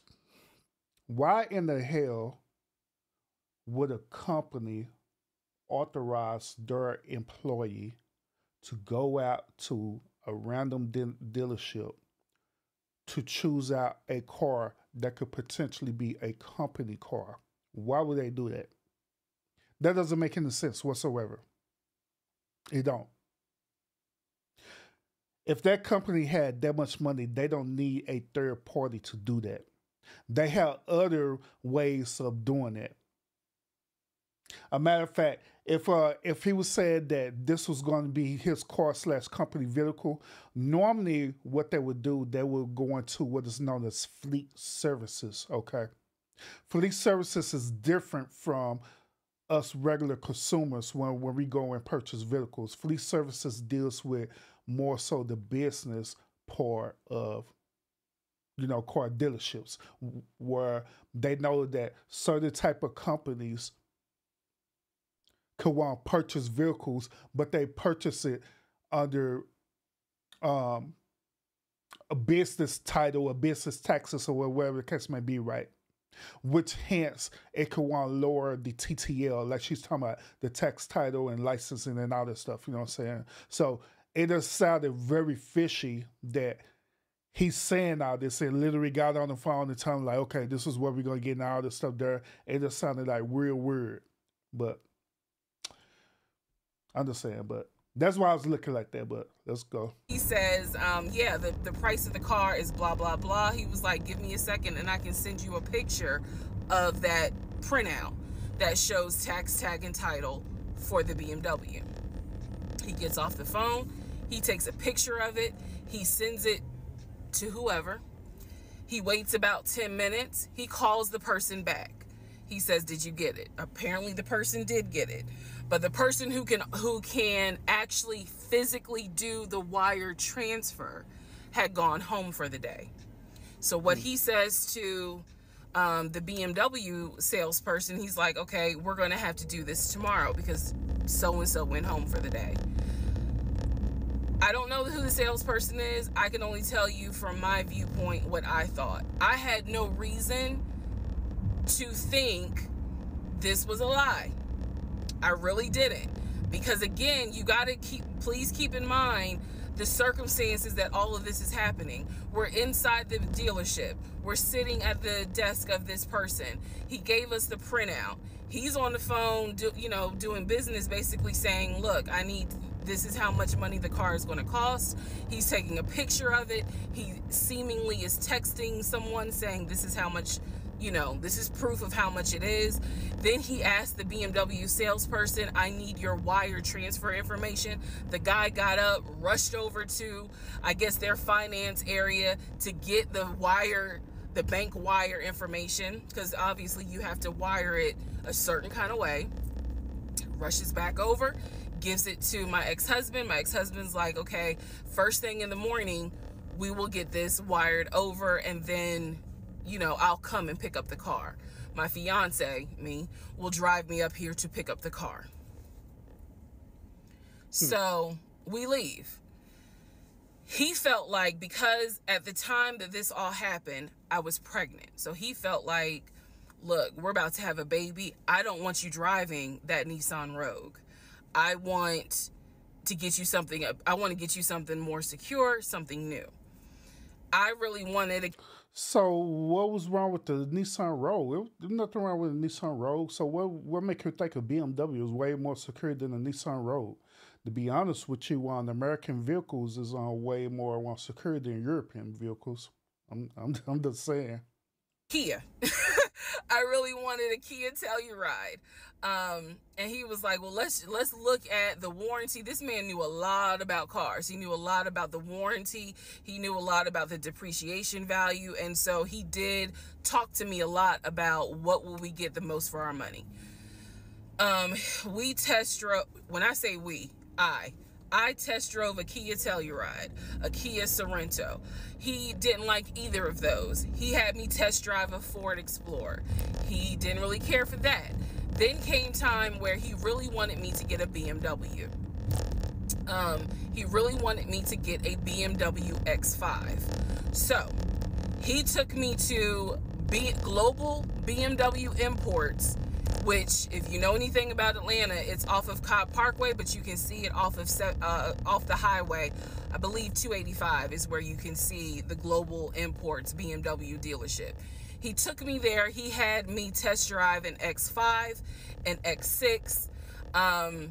He also had me test drive I think I'm gonna get the numbers wrong, a 525, which was a sedan. I did not like that. I wanted an SUV.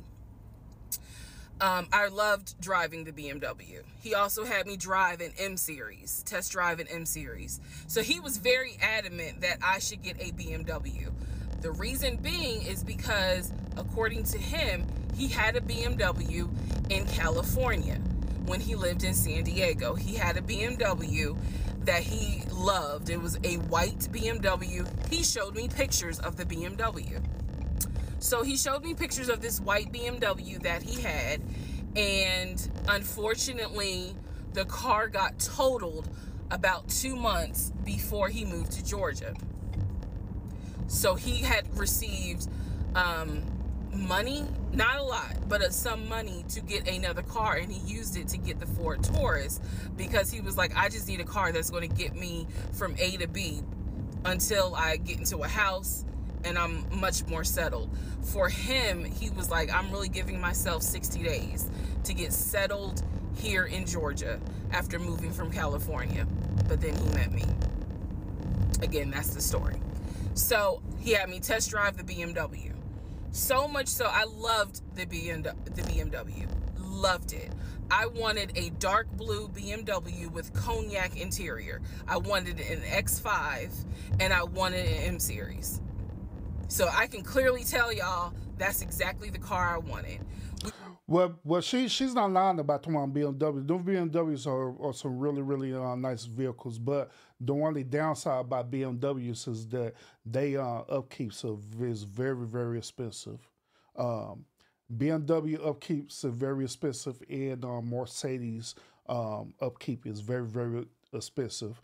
Now, if I were to choose between the two European vehicles, if I had a choice on it, I would choose a Mercedes, which I have. I remember owning two different Mercedes, a matter of fact. But the thing about it is that they upkeep is very expensive. Oil changes is like over $100 and something, probably more than that now. But yeah, it's very expensive. But when them vehicles break down, this very expensive. You know, you gotta be like really bought for real. But we were online looking for that particular car because not every dealership had it. I was okay with a black BMW if needed. But I really wanted dark blue, and I really wanted that cognac colored interior. So he felt like, I want you to consider all of a sudden an Audi Q8. Let's just see how you like it. If you don't really like it, then we will go back to the BMW. I cannot tell you why he switched up. I can't. But I can tell you he took me to an Audi dealership on Peachtree Industrial. So you ain't he lying, test drove an Audi, and I test drove an Audi Q8. I loved the Q8. Loved it. But I was tired of test driving cars. By this point, I had test driven so many cars. Our weekends were spent either looking at a house or test driving cars. And I was picky, I will admit that. So he had me test drive the Q8. I really liked it. I finally just told him, look, I'm good with either the BMW or the Audi. because I'm tired of test driving cars. He told my family he was buying me a new car because, keep in mind, not keep in mind, let me let y'all know, he had met my family initially on Zoom because, again, we were locked down. He had met my family. He also had met my family in person because at this point it was like, look, if you're not showing any symptoms, maybe we can do family dinner. And so he had met my family in person. And now we will go ahead and move towards part 10 of this series. All right, let's get it. Part 10. Make sure y'all hit that like button too if you're enjoying this incredible content that this young lady is blessing us with tonight. And just like I say, it's about 40 parts to this. I know good and well that realistically speaking, we're not going to get to our 40 parts of this, but I'm trying to get to it get a lot of it done as much as possible. So we're at part 10. Maybe we could do 10 more parts before 1 o'clock in the morning. My time. So let's see. If y'all still enjoying it, I'm gonna keep on going until y'all say, you know what, Urban, yeah, let's do the other parts tomorrow, which I'll be cool with that. But let's continue. Part 10. Okay, part 10. Who the fuck did I marry? Okay, had to sneeze. All right, so at this point, I had test driven all these cars. Kias, hell, he even had me test drive a Nissan Murano, but the main two were BMW and an Audi. He had told my grandfather he was getting me a car. He had told my aunt he was getting me a car, that he was going to, he was like, she's going to be my wife. I want her to be in something secure. So my family was really like, wow, wow, who knew that he had this kind of money? And so I hated the fact that he did that, because anytime he got around my family, here's another red flag to put in the United Nations of red flags, he would always talk about money, and he would always brag. I never realized it in real time. I didn't realize it until I was out of the situation. He always bragged about the fact that he could fight, the fact that he had money, and the fact that he played football. Those are the three things he always bragged about. Yeah, them 3 things that she talked about, them are conditions. So when you're dealing with a narcissist person, and matter of fact, since we're talking about this, let me put this disclaimer out here. And then this for the YouTube streets, all right? By the way, this for the YouTube streets, all right? Whenever you hear people, especially content creators, they defense is that they want to come and fight someone, they want to come and beat someone up. They brag about their money, brag about how much money they got. They brag about this, or they use fallacies, which fallacies are ad hominems, right? They try to talk down on the person. All that is a characteristic of a not only a beta male simp, but that is characteristics or narcissistic behavior for real. Because only narcissist does that. Only narcissists want to prove that they this super tough person, but in reality, they're not. I put it to y'all this way, it's the equivalent of, y'all know them little Chihuahua dogs, right? The little Chihuahua, the little Chihuahua dogs that have all bark but no bite, right? That's how the way narcissists are, especially these YouTube narcissists too. They be having all bite but no bark. They'll do all this stuff as a bite, right? They'll do things such as talk about you. They'll do things such as trying to dox you and all this stuff. All that is bites, but it's not a actual. Sorry, all that is bark but no bite. That's all it is, just bark but no bite. But when it comes down to dealing with the tough stuff, then they won't do it at all. Period. But yeah, that's how narcissists are. So I just want to throw that disclaimer out there to y'all. So that's why I also tell people when we be talking about this. Matter of fact, I've been on different panels. So I'm talking about cyberbullying and all this stuff there. And one thing for certain is that's why people like that, they don't bother me at all. You know what I'm saying? And another thing that y'all notice is that I'm not the type of person, I don't have to brag about anything. I don't have to prove nothing to no one. I don't have to prove that I know how to fight. I don't have to prove to y'all that I have money or anything. I don't have to prove that to y'all. For the simple fact that ain't none of y'all damn business what I can and can't do, to be honest. To be quite honest. You know what I'm saying? But I let my actions speak louder than my words. So that's a little disclaimer. But let's continue. Back to the cars. So I told him, I was like, pick one between the BMW and the Audi, because you said you buying it. So pick one. So this man chose the Audi. So he takes me to the dealership. I wanted a white Q8.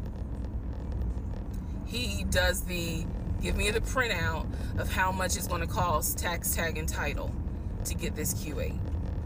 Gentleman who's helping us gives him the printout. He's saying he's going to pay this money for the car out of the savings account that's offshore. That's the story. That's what he's saying. So he apparently is asking the guy, you know, is there a holding fee? Can I pay a holding fee to secure this car while I'm working to get the money transferred? Because obviously with COVID, it's going to take long for the banks to transfer the money. So hold on, why would he need pay a holding fee? You don't need to pay a holding fee for a car, because the probability of a person trying to purchase a brand new BMW is very unlikely, especially during the pandemic. So that should have been a red flag for her as well too. But you know, a lot of other things. But go ahead. Side note, I need everyone to understand, one of the reasons why he was able to get away with the stuff he got away with is because we were on lockdown. It's crazy because it's now 2024, but I don't know, do we all remember how it seemed like a lot of stuff stopped? Hold on, real quick. She also mentioned the reason why he was getting away with the stuff is because of the lockdown. No, that's not the reason why he was getting away with the stuff. The reason why he was getting away with the stuff is because you allowed that behavior. You allowed that behavior because, to be quite honest, you were an opportunist in this situation. You seen that this dude was helping you with your circumstance at that time. Why you believe that you couldn't just be a grown woman and deal with situations on your own, pay your own bills? Why you wouldn't accept that responsibility is because you want stability. You ultimately wanted that man to pay all your expenses, and you was just, to be quite honest, you was taking advantage of that moment. And now you're trying to blame the pandemic as though that's a deciding factor for you to understand that situation, but it's not the truth. Let's be real about it. Now, for us all, the toxic behavior that's happening with, I do agree with her on that. I do. Everything he doing is very, very toxic. It is narcissistic.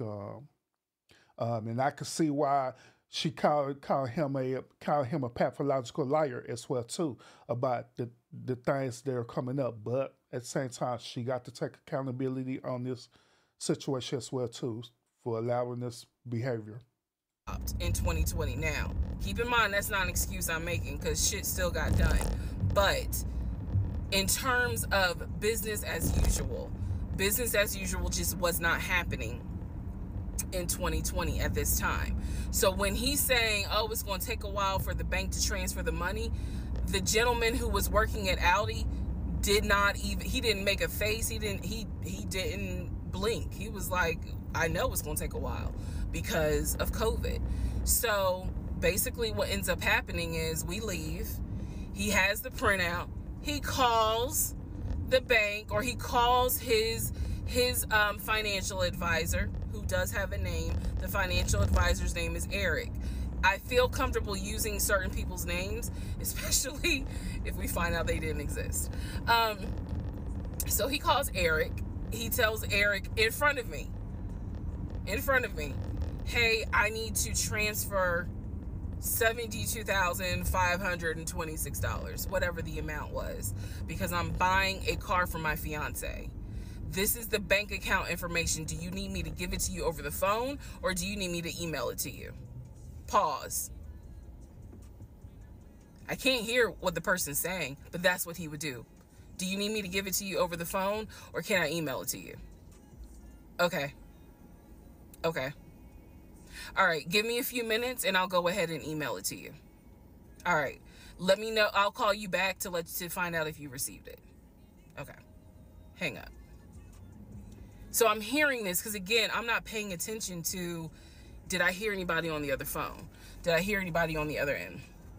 So he proceeds to type up an email, type up something, telling him this is the information that we need. Constance, this on sour candy is good as hell. That's why I'm smacking, damn it. So listen to the video, pay attention. The hell. I didn't think anything of it. He called me at work the next day to tell me that the money was sent to Audi, that he called Audi and he confirmed with Audi that they received the money.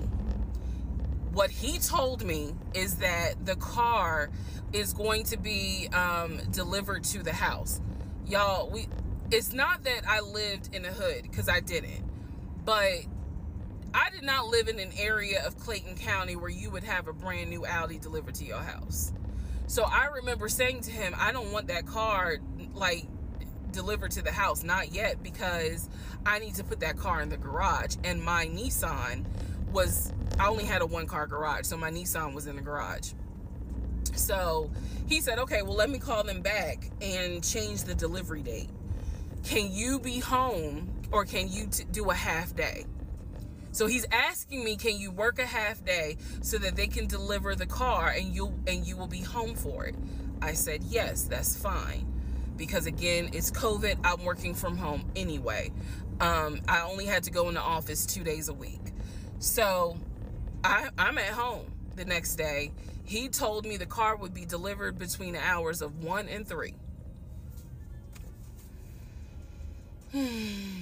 Obviously, between 1 and 3, nothing happened. So 3 o'clock, I called him. He's at work. He sends me the voicemail.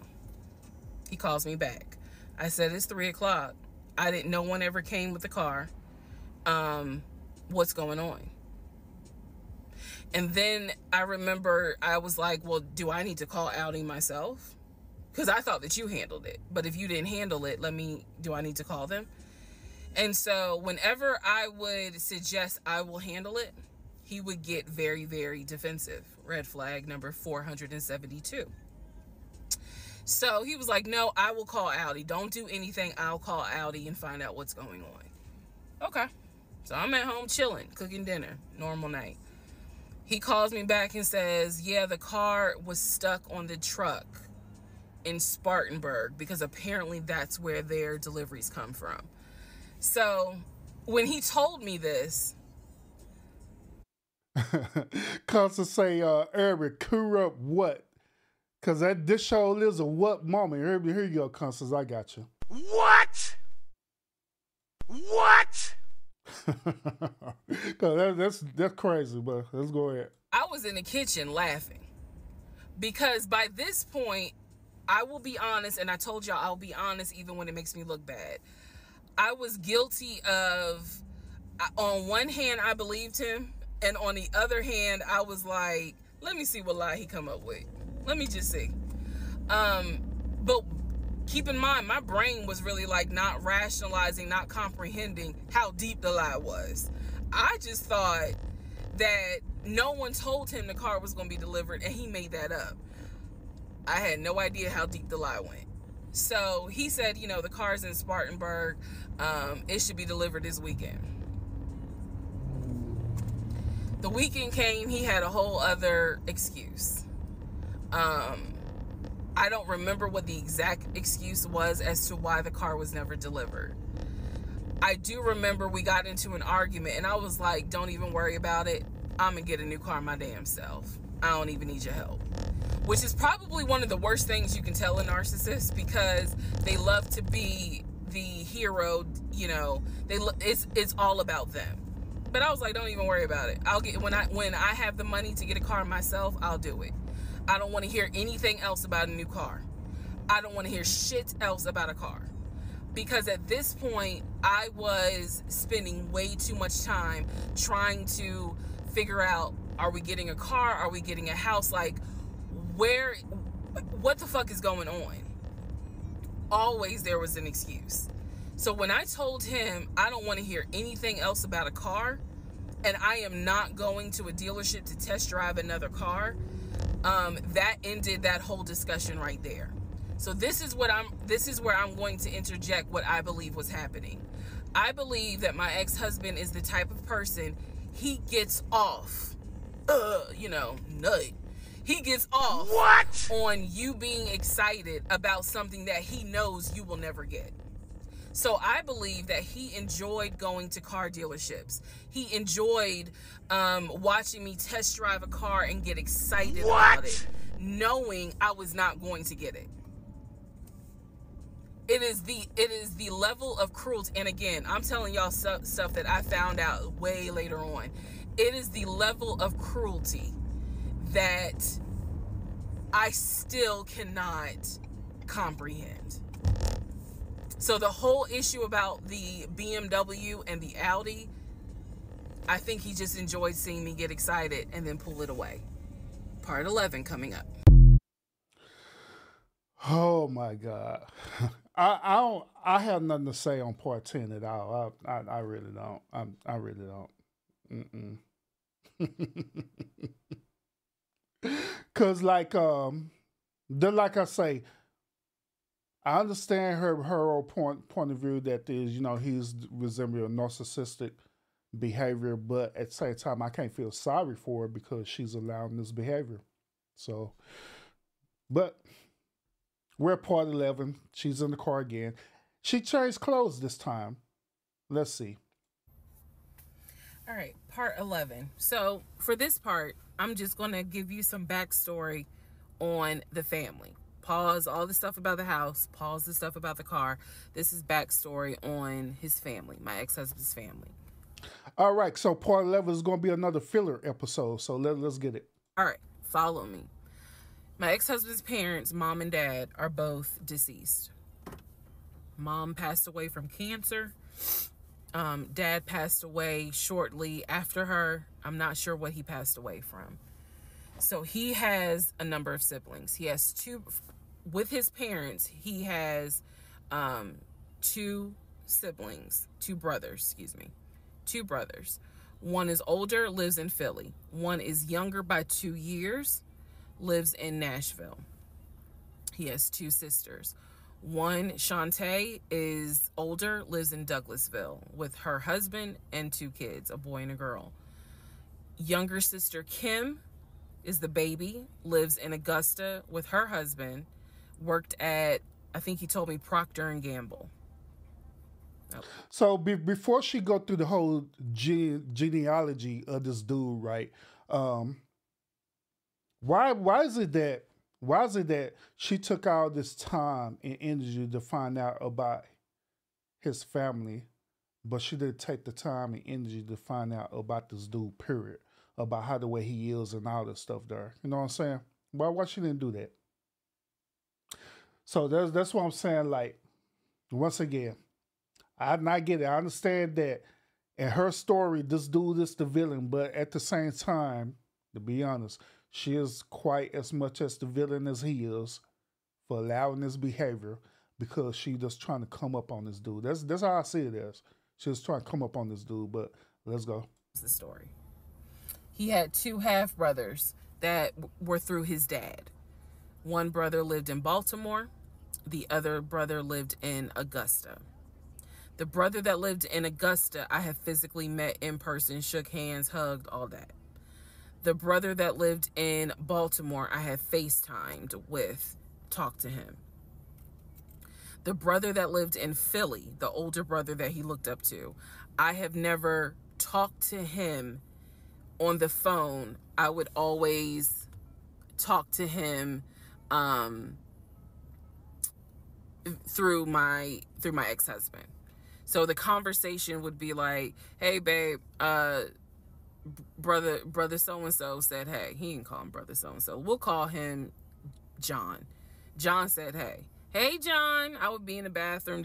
Hey, her brother named John. What's up with it? What? Doing my hair, brushing my teeth. Hey, John. And he would be like, did you hear? He said, how you doing? I was like, I'm good. How's he doing? Because that's just me. And so he would relay back and forth, back and forth, back and forth.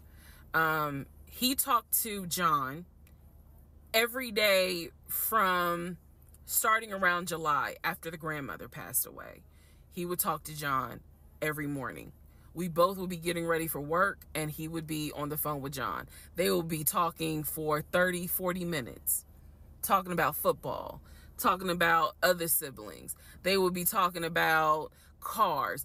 It was really like not a big deal. They would talk about the brother in Baltimore. They would talk about the brother in Augusta. And then they would reminisce. This is the conversations I could hear. Let me explain. When I say I can hear a conversation, what that means is I am physically standing near him or next to him where I could hear him with the phone up to his ear talking to someone, because it wasn't me. Okay? I may not hear the other person because the phone call may not be on speakerphone. But what I hear is, for example, I hear, hey man, what y'all doing? Oh, for real? Y'all barbecuing this weekend? What y'all making? Oh, that's what's up. Nah, I think me and her gonna stay in this weekend because, you know, these numbers is looking crazy with COVID. Yeah, she over here. She's just sitting right here. She watched the TV. Okay, hold on. John said, hey.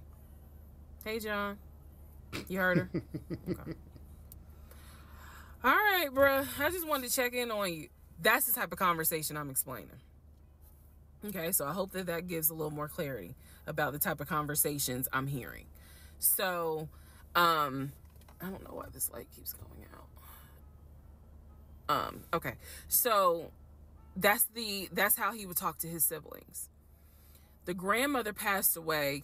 He called me around April or May and told me that his grandmother passed away. His grandmother, on his dad's side, had died suddenly from COVID.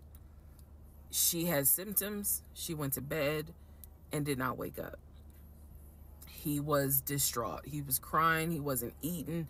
He was just sitting there, listening to music, not watching TV, just sad, because he was like, you know, my grandmother was always my support system. So from what I saw, it really bothered him.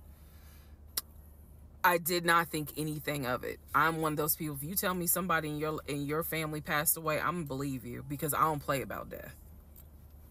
And I guess I expect other people don't either. That's big fast constant. I'm telling you, it's weird. However, that is not the same for everyone else. But we'll get there. So, family. He had his sister, Shantae, who lived in Douglasville. Like I said, she was married with 2 kids. Apparently, she was a nurse. So when I had my miscarriage, that was a sister that he was like, my sister will take you to the hospital. Like, that's what family does. Okay. I had never met Shantae. I've been on the phone, I've been around him when he was on the phone with Shantae. Never heard her part of the conversation. But he would be talking to his sister. That's what he said. That's what it sounded like too. Now, what is interesting is that we lived maybe 35, 40 minutes away from Douglasville. So there were plenty of times that he had invited me to go with him to his sister's house. Okay, let me tell you how this would always work out. Total times he invited me was probably 3 times for different barbecues or whatnot. The first time he invited me, I was like, nah, I ain't going, because again, COVID. And she's a nurse. Hell no. The second time he was like, yeah, she invited us, but I don't think we should go because COVID. No. The third time, I agreed to go. I was like, absolutely, I'll go meet your sister. Like, that'd be great. On our way to her house, to Douglasville, to go see the sister, apparently he got a phone call. The phone was always like on vibrate, but he got a phone call and he told me that something came up, and so she had to cancel the barbecue, the get together, whatever. Sure, she did. And so I was just like, oh man, okay, well, hopefully we can go another time. It didn't happen close enough for me to have red flags, if that makes sense. But at this point, as y'all probably like, girl, you so blind. But again, I didn't think anything of it, because it's like, okay, it fell through. We'll reschedule. And so we just went out to eat, and then he talked to another brother, the brother from Augusta that he would have on speakerphone. So it was like, I didn't think anything of it. I really didn't. Man. And the more I talk about it, the more I realize, like, I'm not a dumb person, but it just never dawned on me the things that you have to now investigate. It didn't dawn on me. But nevertheless, that is the backstory for his family, right? Grandmother passed away. 3 weeks later, he called me and told me his uncle had passed away from COVID. The uncle had tested positive, had to go into the hospital, and he died. It was a bit of a red flag. It was a bit of a red flag, but like I said, I don't play about death. So I was just like, wow. Because of these two deaths, he became a stickler about COVID. And when I mean a stickler, wear your mask, wear gloves, hand sanitize, wash your hands. Like, he was annoying about making sure neither one of us caught COVID. So now I'm going to give you the backstory in regards to what I was told with the ex-wife. All right. So this is what we're going to do. Where we at? We at part 11. So this is we're going to part 12. So what we're going to do is this, y'all. I'm gonna go ahead and stop it right here at part 12, and we're gonna start part 12 tomorrow night, if that's okay with y'all.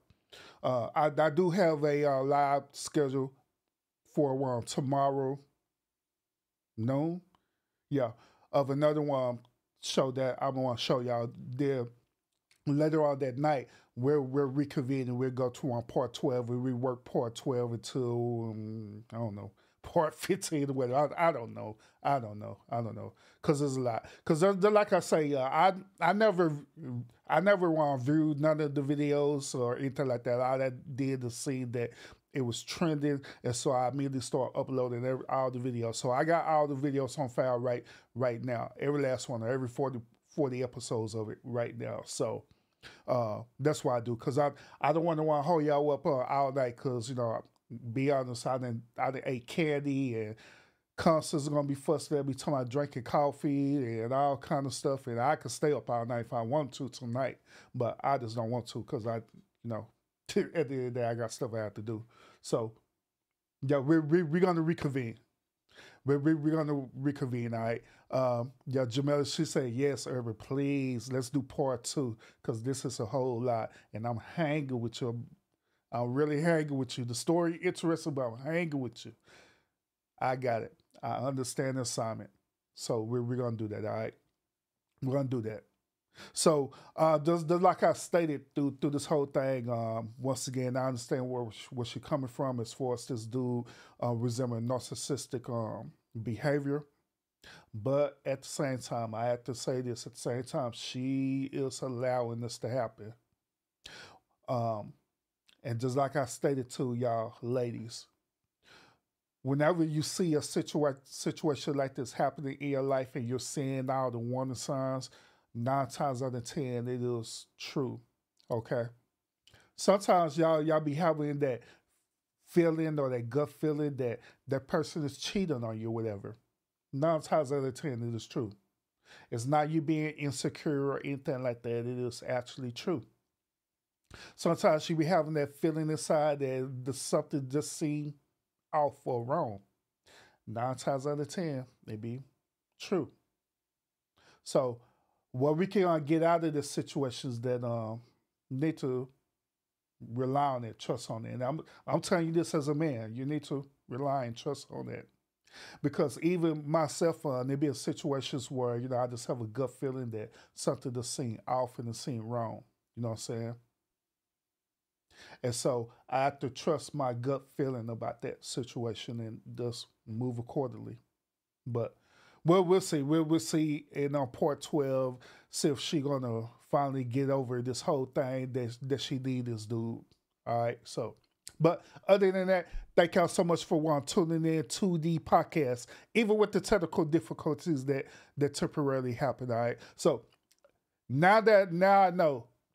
Well, what I'm going to do more likely is that I'm going to try to push this stream to earlier time, so that way my internet won't cut out, because my internet does. I forgot that my internet does this every night at 12 midnight where they do an update, and so they'll shut it down, they'll restart it over again. So I forgot about that. So yeah. But other than that, y'all, thank y'all so much for tuning in. Everybody who's on watch the stream, everyone who pulled up, Sour Patch, Jamila, Constance, PP, Mike pulled up, everybody else who are watching, and the bullshits, everybody else who going to catch the replay. Appreciate you a whole lot for tuning in to this, and we will reconvene this tomorrow. All right, so y'all have a real good night, and I'll see y'all again. Peace out.